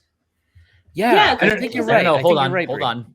Yeah, They because say- They say mutation in Miss Marvel, but Namor is a mutant in Wakanda Forever. That's what it is. They called That's him a what it is. mutant, and she said she had a mutation. That's what it is. There we go. They full on said mutant with him. Okay, that's what it is. Got it. Mhm. But anyway, so talking about good comic books, me and Mike watched Madam Web. Oh, boy. Please tell. Thank you for suffering, so I didn't have to. 'cause The I'm sad part is that could have been a really good movie with the actual plot they have in it. Mhm, That is an 8.5 out of 10 locked in a 3. Yeah, Like, you know what I feel sad about? I was scrolling through one of my favorite video game composers, Johann Stordovsky. He's the guy who did music for like Battlefield 1 and 5 for like DICE. And I Ooh, realized he nice. did the soundtrack for Madam Web Hey, because he Oh, for uploaded it to his real? YouTube channel. I was like, no, oh my, no. Mike, I really like the Battlefield game soundtracks too, by the way. Oh Mike, no, like the recent one, like 1 and 5, amazing soundtracks. This guy's talented. I'm sorry he was wasted on Madam Web. Mike, run through the writing credits of the people behind Madam Web. all right. Give me a second. Oh, so I can God. pull up. Pull this up. Oh no. Oh, rules. banger after banger. Okay, so Listen, the I screen- didn't mind the screenplay- Power Rangers movie, okay? I didn't That's mind the that. only Look, one I'm yeah, defending. That's the Yeah, only yeah. one. I am a staunch director- Power The Rangers director 2017 has defender. done good things for TV. She did episodes yeah. of Succession and like stuff like that. Oh, So, yeah, she did I like won't blame Jessica her. Jones, didn't she? yeah, Jessica Jones. Yes, she did. The Yeah, she's Defenders as really well. good. Just She's good. wait. She's in a film, a Banshee. She's a good film, Banshee back in the day. I really like that. But Dexter, Wait. Hero, he's done good Wait. things. The writers, though. Wait. Okay, so the two writers aside from S.J. Clarkson and Claire Parker, who kind of co-wrote the screenplay, the main writing duo is Matt Sazama and Burke Sharpless, who have worked on such cinematic masterpieces such as Dracula Untold, The Last Witch Hunter, Gods of Egypt, and everyone's favorite, Morbius. How Those do just they some keep real winners getting there. worse? Time. The worst part about this is the actual plot isn't bad. It basically takes Cassandra Webb, who like had a bad situation with her mom who died in childbirth, is not okay with kids because her situation with her mom and ends up taking in the 3 girls and then at the end of the movie taking them as her own. That 5% is locked within the 95% that is just straight up manure that is dumped on top of it. So many things in that movie don't make sense, from why this is randomly set in the year 2003. The villain's plan makes absolutely no sense. Let me just ask you something. Oh, ask away. Okay, so it's based in 2003, right? Yep. Did they have Creed music playing? No. All right, so then, okay, then it's fucking bullshit then. Okay, proceed. And it's not even to make sense with like, well, people like the original Spider-Man movies over in the 2000s. Like, apparently there's just, someone just picked 2003 for a reason, I guess. Here's the best part. They didn't care anything about Spider-Man, and I'll tell you why. So, in this movie, their 2 greatest sins, or 3 of them, I should say, is that they wasted Sydney Sweeney, they wasted Adam Scott, and they wasted Emma Roberts. They put them all in prominent roles and gave them fucking nothing to do. But they go out, and I'm actually sure that this movie had legality issues to where they couldn't mention things. This is set in a separate universe where, keep in mind, Ezekiel Sims wears a evil spider person costume. Keep in mind why I said spider person. That'll come up later. They call him Ceiling Guy for most of the movie. Then we find out that Matt Parker hasn't been born yet. I say Matt Parker because I don't think they can actually legally fucking say Peter Parker. And I'll go into why. During this whole movie, you have Ben Parker working with Cassandra Webb. He announces that he's going to be meeting someone that he's getting very serious with. They go out of their way to not mention her as May except once. They're literally playing Blue's Clues with the people watching it through this whole fucking movie. Then we get to the point of where you find out that Ben's sister is pregnant. They somehow expect that to be a shock. No shit, it's probably Peter. Keep in mind also, evil spider person, 3 spider women. Peter Parker hasn't been born yet.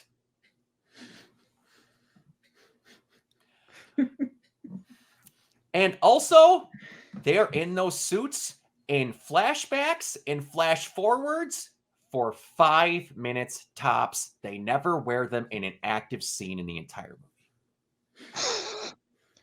Then, after Miss Premonition gets her powers, she gets taken to a party that is a baby shower for Ma Parker. And as they're having this, they go into this game where they're trying to have people guess the baby's name. Oh, come on.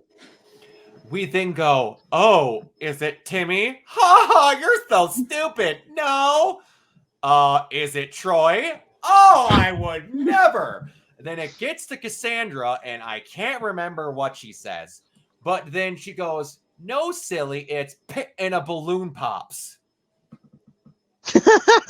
And this happens twice. This happens twice. Are you expecting us to not know that that's Peter Parker? And this is where I actively start thinking they can't mention that that's Peter. Because again, they don't call the guy dressed like a spider Spider-Man. They call him Ceiling Guy. Or Ezekiel. And then later on, I have to make sure I don't misquote this. I don't even think they could say the great power thing legally. Because the spider people that rescued Cassandra's mom, put her in a thing in a cave and had the spider bite her to save the child. When she comes back to this Amazon forest that looks exactly like the forest in New York they were in 20 minutes earlier. They have said spider cave people talk to her after she accepts her powers and says, and I quote, "When you take on the responsibility, great power will come." Okay. I think they actually had legal issues with mentioning anything from an actual Spider-Man thing in this. You know, I'm kind of wondering if that's not far off, because here's where it might be a possibility. If it's connected to the MCU Spider-Man stuff that's in the MCU, because that's part of their deal. They actively said that this takes place in something outside of the MCU and their other Sony movies. Yeah, so basically, the reason why this takes place in such a weird, random, like, time period is because the executives couldn't decide on which Peter this was supposed to be connected to. They weren't sure if it was going to be Andrew Garfield or Tom Holland, so they basically threw in the towel and said nobody, fucking nobody. So at the end of this film, Parker is born. And keep in mind, while Parker is shitting in his own diapers, we now have one publicly known evil ceiling guy and 3 Spider Women and Madam Web before Parker speaks a single word.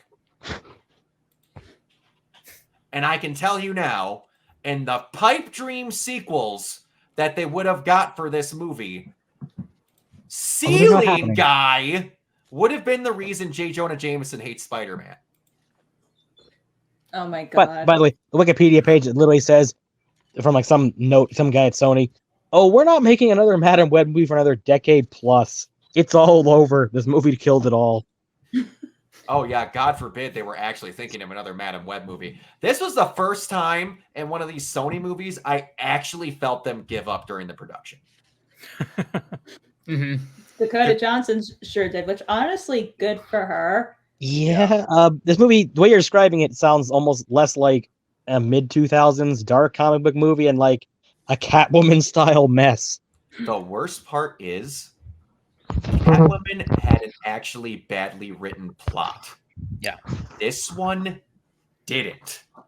Just every form of executing it, shat in a bag and then ate it. I would Best say execution would have been with lethal injection. I would say quality-wise, this is closer to like Fant Four Stick, except in reverse.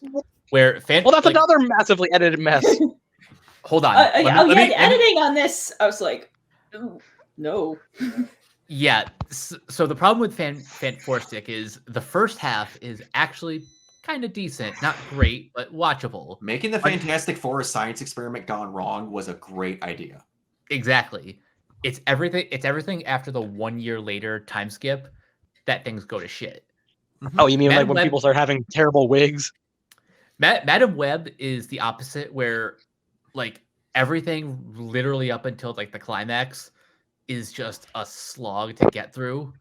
I don't usually pull out my phone in the theater because I like to be focused on the movie. And also, I was the only one in my theater this afternoon. I didn't know that. That's fantastic. Well, so this thing is bombing hard.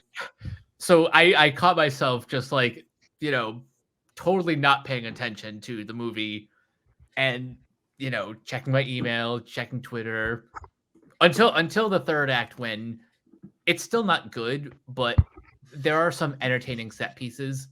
Like this one scene where Cassandra hits a ceiling guy, like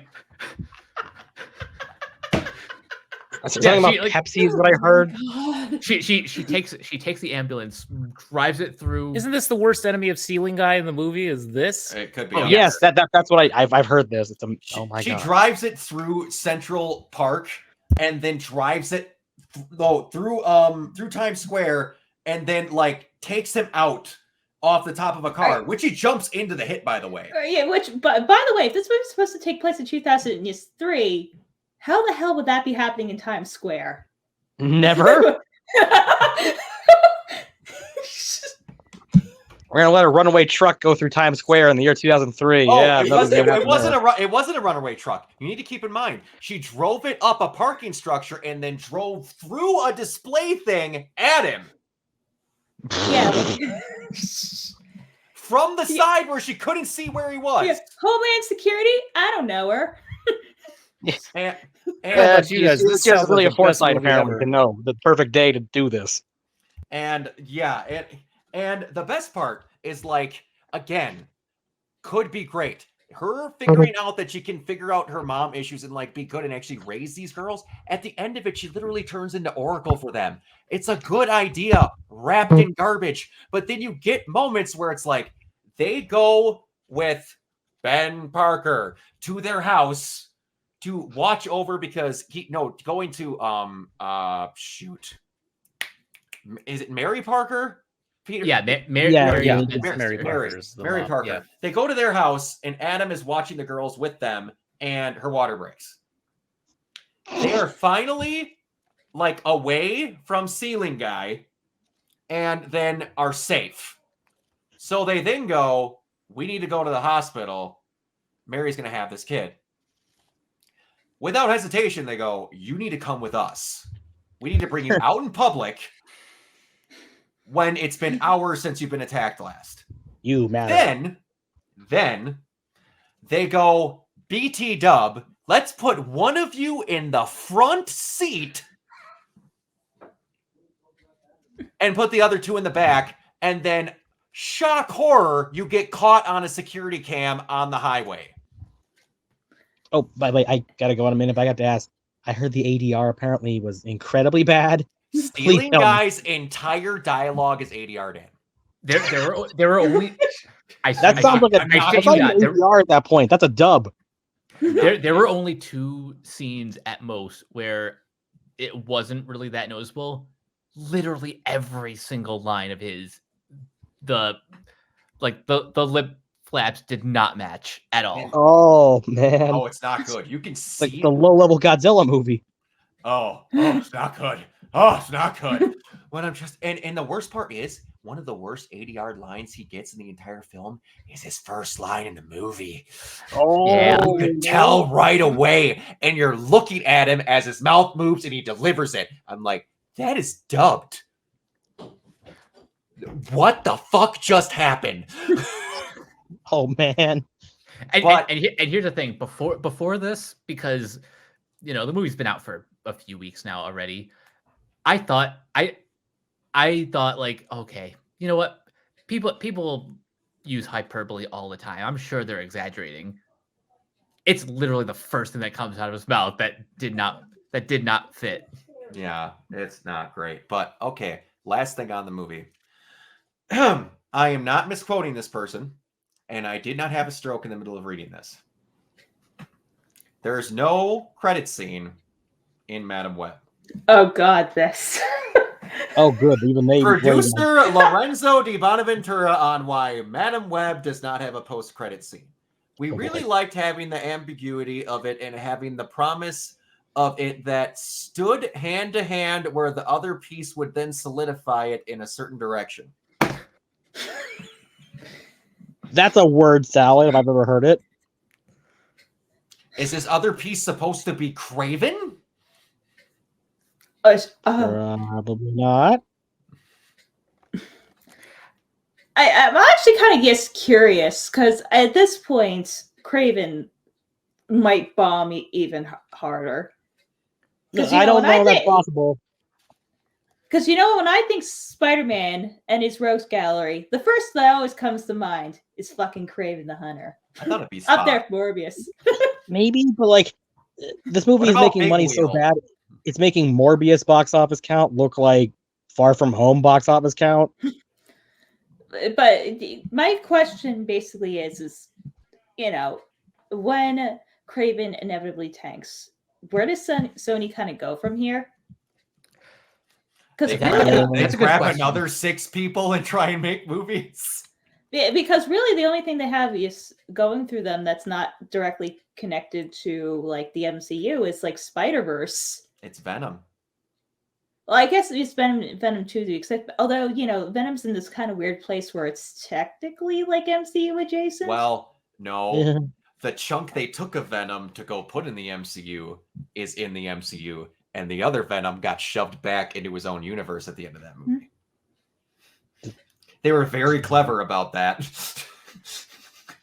I'm sure some legal lawyers put together that scene very effectively. Well, no, I bet it was Kevin Feige going, I want to do our version of Venom. He stays over there.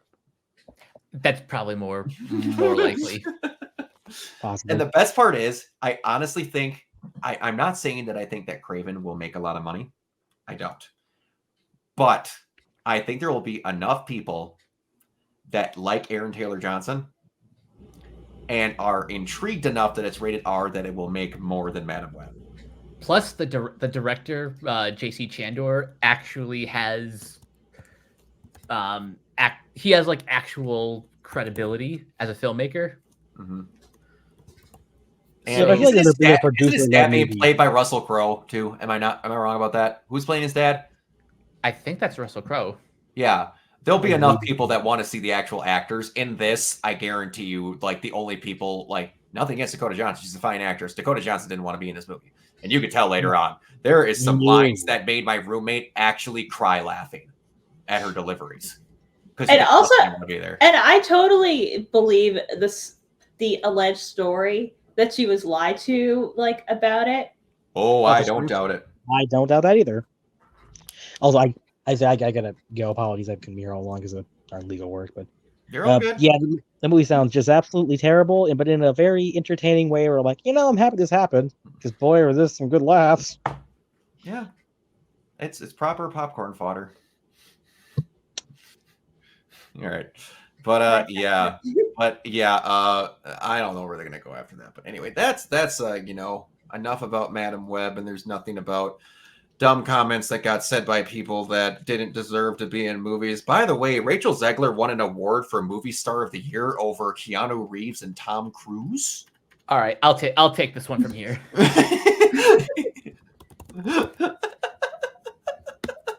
So this was at the 49th People's Choice Awards, and Rachel Zegler won Action Movie Star of the Year, and her competition was Tom Cruise, obviously, Viola Davis, also from The Hunger Games, Gal Gadot in Heart of Stone, Brie Larson from The Marvels, Jason Momoa from Aquaman, obviously, Chris Pratt from Guardians Volume 3, and Keanu Reeves, John Wick Chapter 4.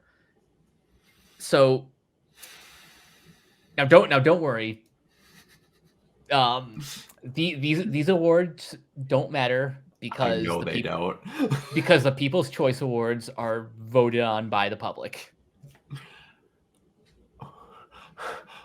Even with the public, you can't tell me that something went wrong, that it wasn't Keanu Reeves or Tom Cruise.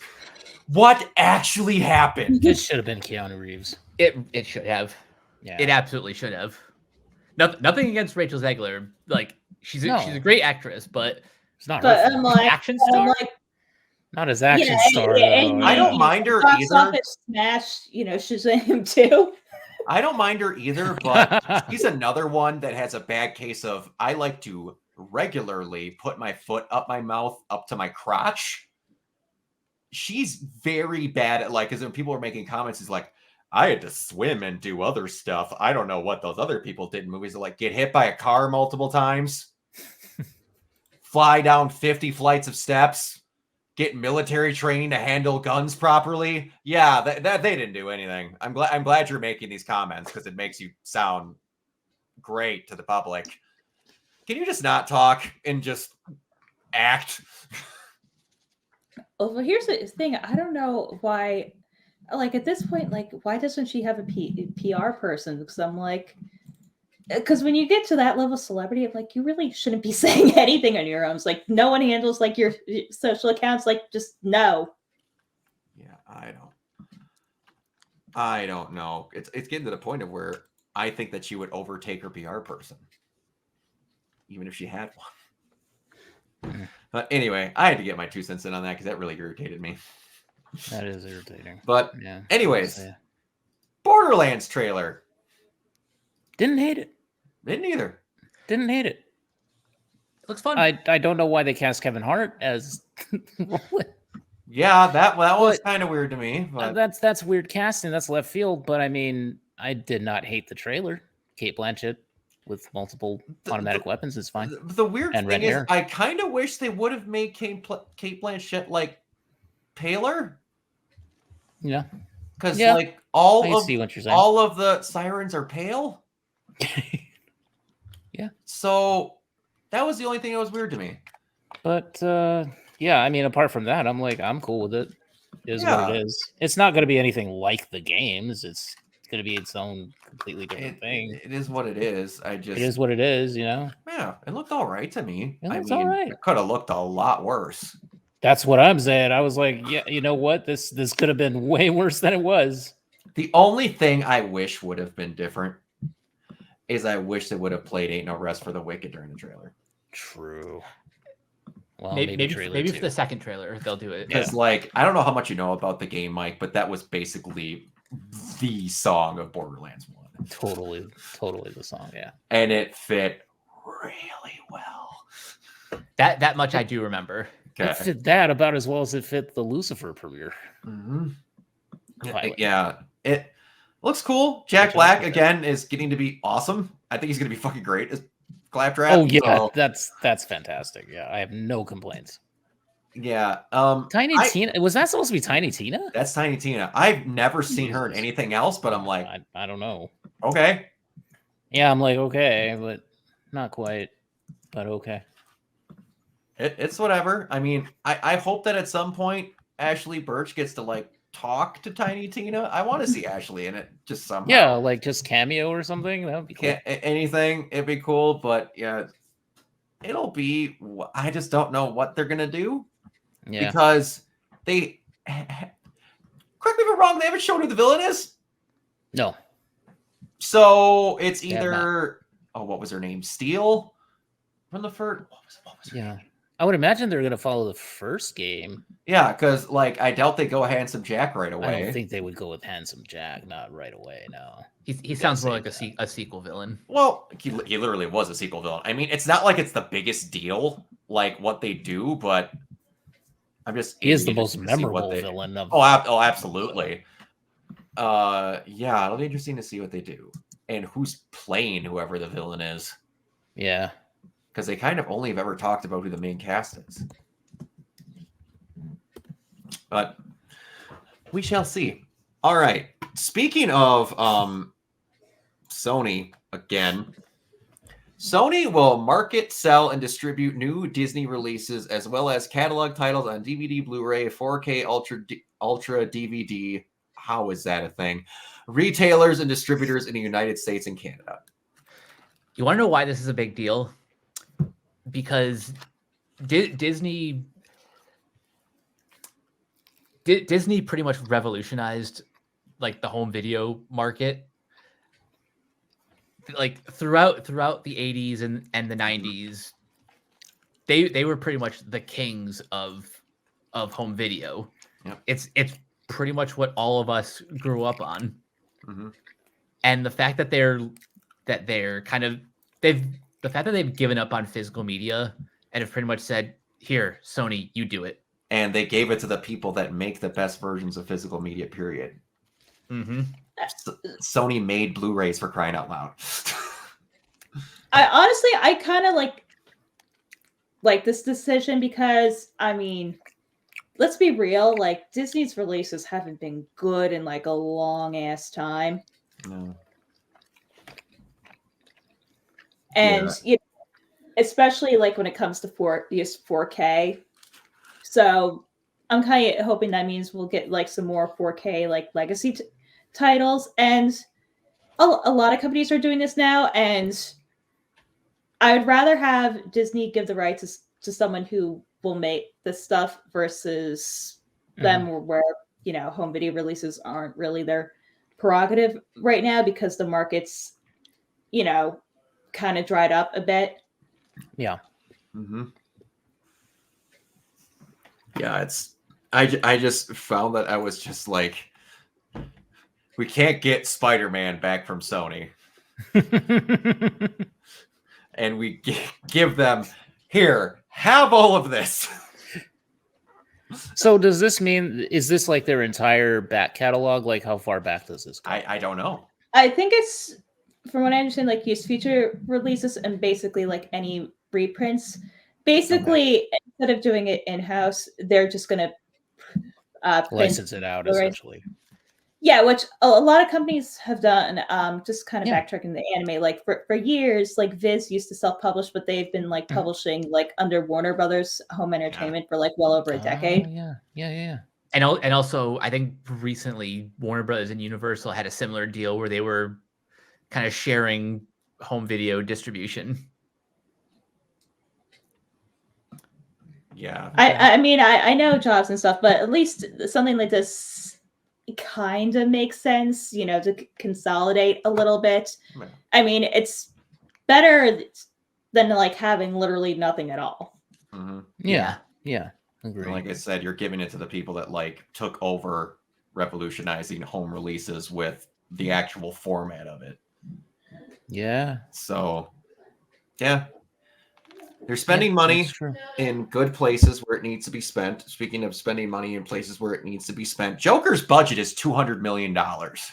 Oh, yeah. Just compare that to the first movie, which cost, give me 1 second. I think you said it was like 60 million.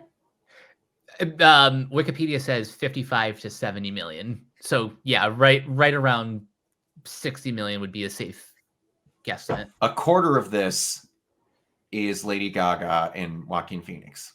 What is the rest of it? Yeah, I mean, look, Joaquin Phoenix getting a pay raise, you know, considering the last one made over $1 billion and it didn't even release in China, like that's fair.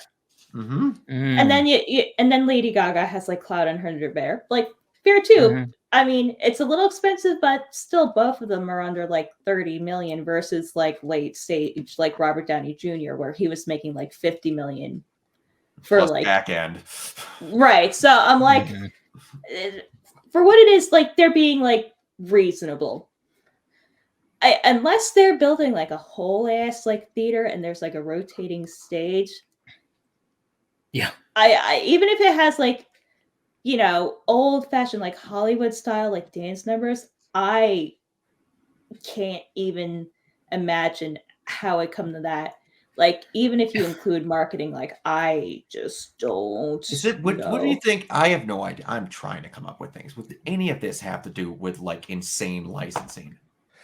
It could be like we know that this is. They're trying to say that it's not really a musical, but we know it's going to have musical elements to it. The last one did, for crying out loud. Yeah. So do you think this is going to be as successful as the first? I think it will. I think it will do good. It depends. This will be a big one with how the critics see it and how other people's impressions go, because the first one did really good. And I don't know if it's going to be as big of a shock thing as the first one was. Yeah. I don't think so. I don't think so. Like, if I were going like off it right now, I'd say maybe like 800, 900 million worldwide if it gets like a fantastic reviews, like Oppenheimer level reviews. Yeah. Yeah, I could see that. And yeah, it's gonna be 200 million though. Jeez.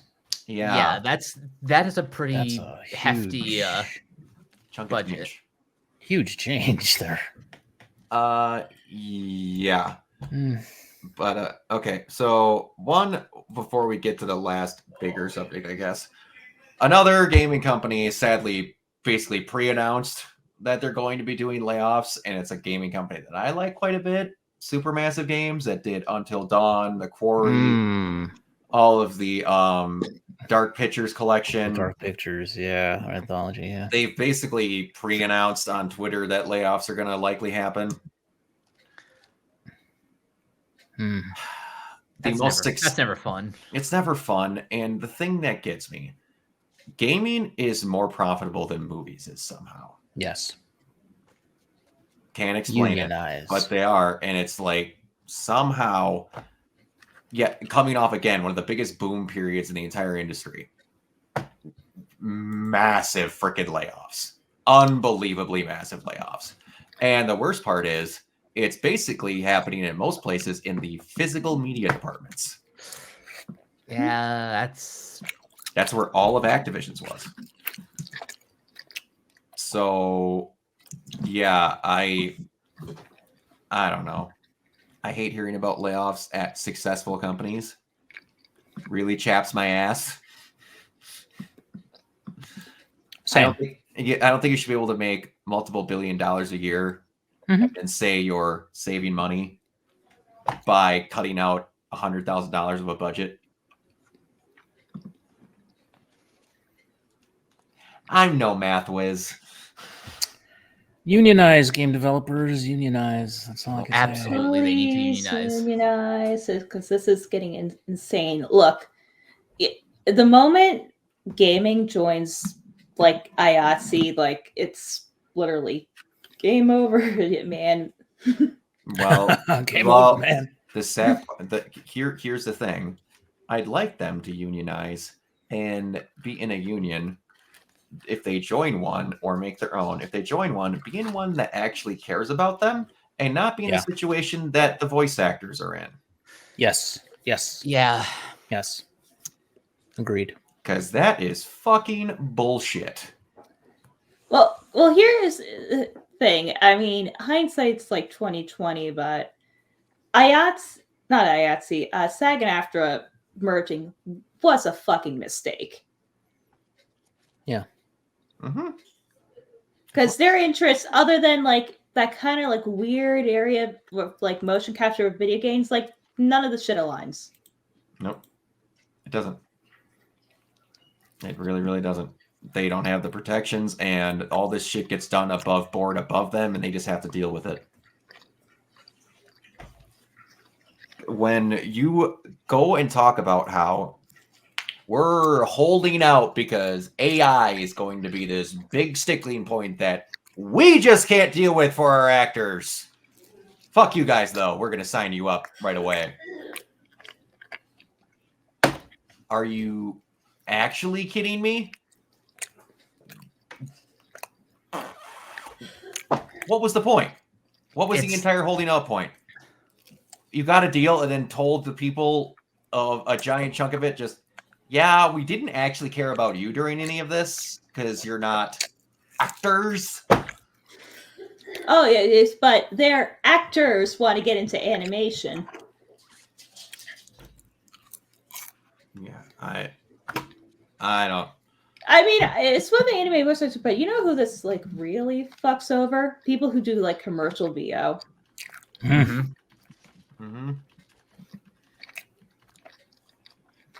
Yeah, I mentioned earlier, my dream job is being a voice actor.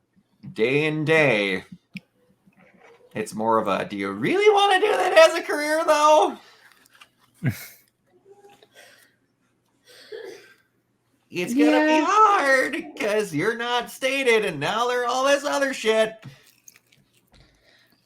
Well, here's my little bit of like optimism. I mean, I consider myself probably like a little bit more pessimistic than like most people. But here's the thing. People always are going to want, high-end things or like specialty things. So even if all this AI like really starts to blow up, if they want a premium product, they're going to want to, pay the price for it. Right? So basically, I feel like a lot with like acting and everything, or if like even going to like AR and stuff, people are gonna want to pay like that yes premium, and I think in the long run, people are going to reject that because they'll get bored. Yeah, it's I just the way it's set up, but it's anyway. So I did not watch it yet, but the last subject that I had was for anyone that did watch it was Avatar. My only comment I can say is, dear Jesus. Hold on. What's her name? Jenny Kwan is fucking beautiful.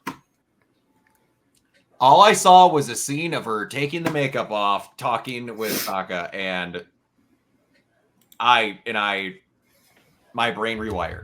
I was gone.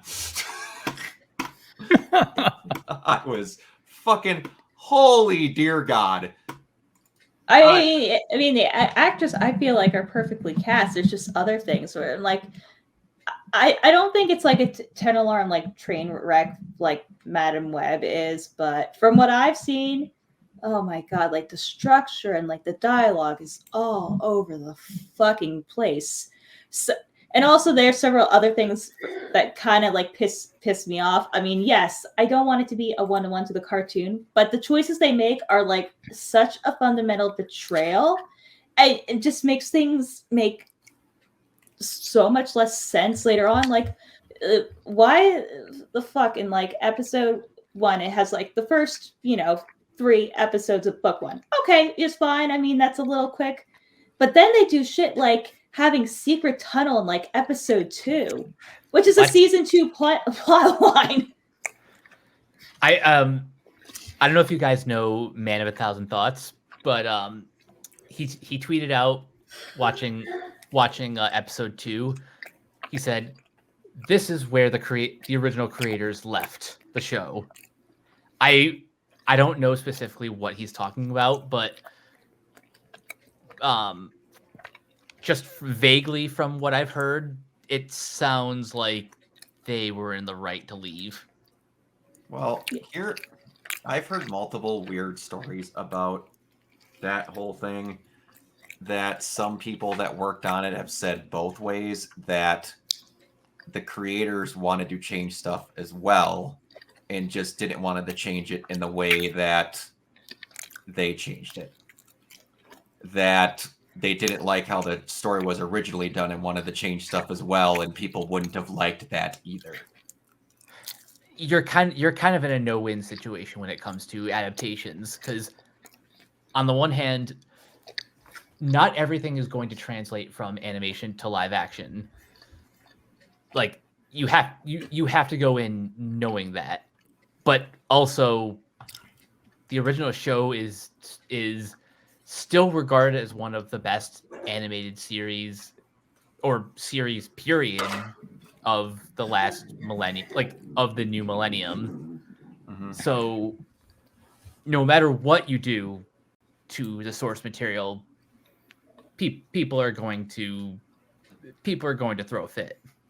Mm-hmm. Well, here's like specifically the problems for like both versions of The Last Airbender, because we did it once and apparently that wasn't enough. Book 1 especially, and I guess Avatar as a whole, it is an episodic series with a through byline. It's still serialized, but it's a lot more of it is one-off plots that all connect together. What the Netflix show does is very streamlined. You got 8 fucking episodes. Let's go, go, go, go, go. And what gets sacrificed is all these like character building moments, which for events later on, if you don't have those, there's like no buildup. It does not make sense.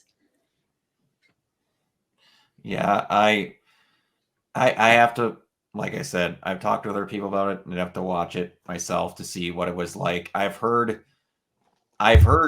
weirdly split on it, or some people hate that it's done a certain way and like that it's a certain way. But yeah, we'll have to. It'll be weird to see how this goes going forward because I don't think it's going to get stopped. No, it's still going to make a shitload of money. And like I said, from what I saw, I don't think it's a complete disaster. I kind of feel like unless it's for like work, I don't need this. Like I kind of feel like my viewing habits, I've grown enough that I'm like, you know what, there's better uses of my time. But here's my thing. Okay, you want to do a live action Avatar show. All right, fine. I mean that's fair. Avatar is a legacy story. But there's like so many stories and like expanded like universe stuff with Avatar. Like, why aren't you adapting like the Yang Chen and Kyoshi novels? I'm like, there's like, and the Kyoshi novels, which you should absolutely read, are like darker and like way edgier. So if you want to do an edgier Avatar show, it's right there. And apparently, this adaptation really loves Kyoshi, which I mean, I'm not going to complain, but I'm like, I just don't understand why, you know, we felt the need to fucking adapt Avatar: The Last Airbender in the live action again when there are so many other Avatar-related things you could pick from. Because the general audience doesn't know about the other ones. It goes back to what I said earlier about how these live action adaptations, whether that's intended or not, it kind of gives the impression to general audiences that animation isn't a real medium, and it's not for adults. Mm-hmm. I can understand that. Where it's like, I could try and show someone. I got a perfect example. I talk with people. We're like, I mentioned Gurn earlier. Gurn is fucking stupid. I'm just gonna throw that out there. It plays within its own rules. It has great messages and all that. But if I showed you 4 or 5 random clips, you would think it was a child's cartoon show. You would. Absolutely. And then, but in that same thought, I could also show you something where it's like Madoka, where in one episode, it's young schoolgirls talking about how boys are dumb. And then the other one talking about how the complications of life and should I sacrifice myself to save my friends? How important is my life over others? All in the same fucking show, but no, it's for dumb kids. One of the most mature things I've watched in the past like 3 years is Violet Evergarden. Oh, it wasn't immature because it was animated. But you can't tell people that. Anytime you mention anime or something else, oh, that's a cartoon. I feel like that's only like specifically an American phenomenon. Because, and I think it's a lot of the structure because we don't have like art grants in like a lot of the other countries, but this whole, it's like exclusively a Hollywood thing.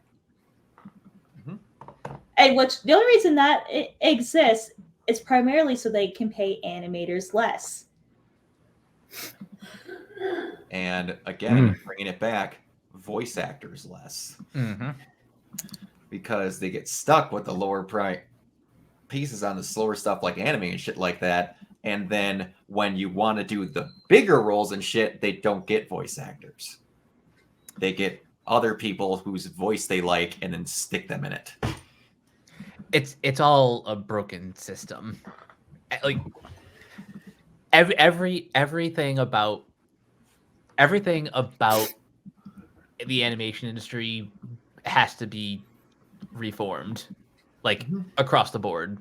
We talked about it last time. Mappa's literally on fire, and that's just going to start getting worse with other things. And then, like, again, where you have to beg to get an animated movie coming out on a regular basis because, oh no, I got to take my kids to go see it. They didn't make an animated movie just so your kids can go see it.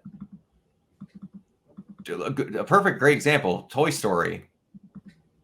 That's not a kids movie. It's kid friendly. It's kid friendly. It is not a kid's movie. All of that early Pixar and stuff, it's not. None of that shit is. It's a movie that happens to be in a format that is more often put towards kids, but it is not a kids movie.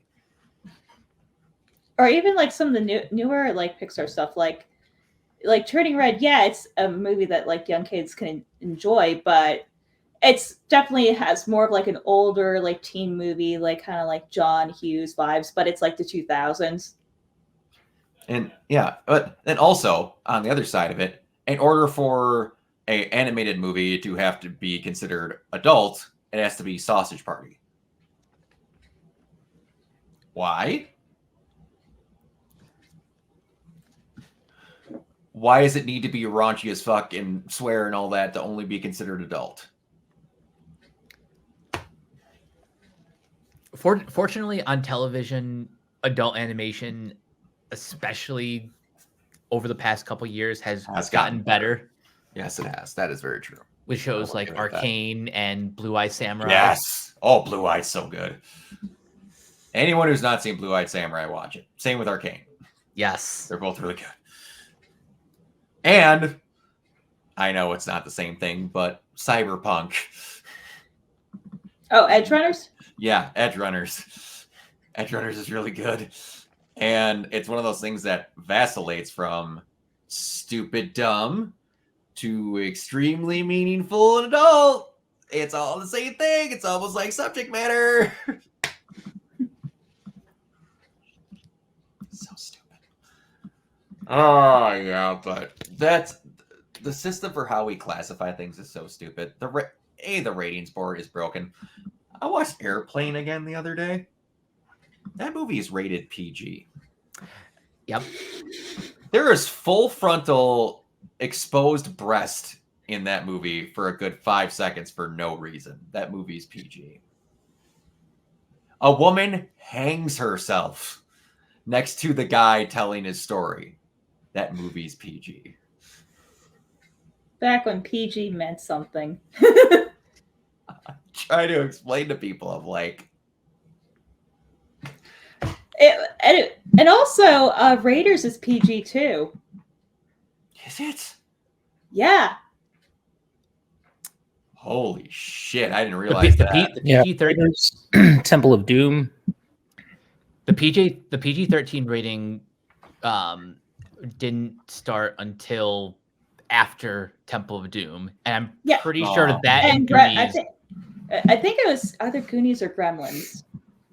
Yeah, it was either Gremlins or Goonies, but both of those combined with Temple of Doom was sort of the catalyst for the creation of the PG-13 rating. And then you get the stupidity in the middle of it, where like they talked about how when Phil Coulson gets stabbed in Avengers, that it was rated NC-17 at one point because of the amount of blood. And they had to rework the amount 3 times to get it to PG-13. What? And then it goes back to how I try to explain to people how stupid this is. You have John Wick, where he's spilling people, shooting their guts out, doing all this, boom, boom, boom, rated R. Transformers, Optimus Prime rips Sentinel Prime's head out, clean with the spinal cord attached, and basically parades it around before slamming it on the ground. PG-13. Because motor oil. Fucking stupid. And what are the kids encouraged to go see? Spinal fluid ripping. So fucking dumb.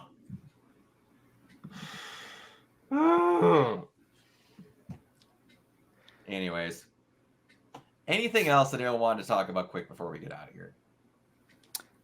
Just a general reminder that the Animation Guild's contract expires on July 31st, 2024. Shit. So look forward to the animation strike at the end of the summer. Hopefully this, hot strike summer is a little less disappointing. Yeah, and it actually makes a difference. Yeah, actually get something good out of it. I have a feeling it's gonna happen because like the last 2 months especially have been like so fucking abominable. Mm-hmm. I hope they get something good out of it. I just want people to be treated fairly, and apparently that's asking a whole hell of a lot. Yeah. Anyway, all right, let's get on out of here. Starting with you, Bree. Where can everybody find you? I'm on Twitter or whatever. I'm Crazy Lemurs. I'm also on Blue Sky, the same name. Usually editing and slowly dying, hence the name. All right, Mike. Where can everybody find you? You guys can find me on various social media sites at Captain K42. You guys can check out my quick thoughts on letterboxd.com/Coach K42. And you can follow Renegade Pop Culture on Facebook and that place at Ren Pop Culture. You can also find us here on YouTube, on Podchaser. Please consider supporting our Patreon at patreon.com/Renegade Pop Culture. Listen to all of our podcasts on Spotify, Apple Podcasts, wherever you listen. And last but not least, everything can be found at renegadepopculture.com. You can escape, so do we. And Kiona. You can find me on Twitter at Neoplasmic24 and on Instagram and Threads at Neoplasmic81. You can also find me on Twitch at twitch.tv/Neoplasmic. Nice. You can also find me at, oh dear Jesus, former social media platform formerly known as Twitter, Instagram a little bit now since I've actually gotten back into cosplaying, YouTube, nice. Twitch, which I will be likely next week if I can work it out, starting something with Kiona. I'm quite excited about that. Oh, yeah. I want to do it this week, but life is just not agreeing with me. Yeah, and me neither. so yeah. Going on with that, I can't honestly think of anything else for. Oh, if you didn't watch the Madam Web review that me and Mike did, which I don't blame you, we discovered there was a movie that Mike hadn't seen, and now we're gonna do a 0 stars on the series of them. I'm quite excited. So, all right. Until next time, we will see you all later. Bye. Bye.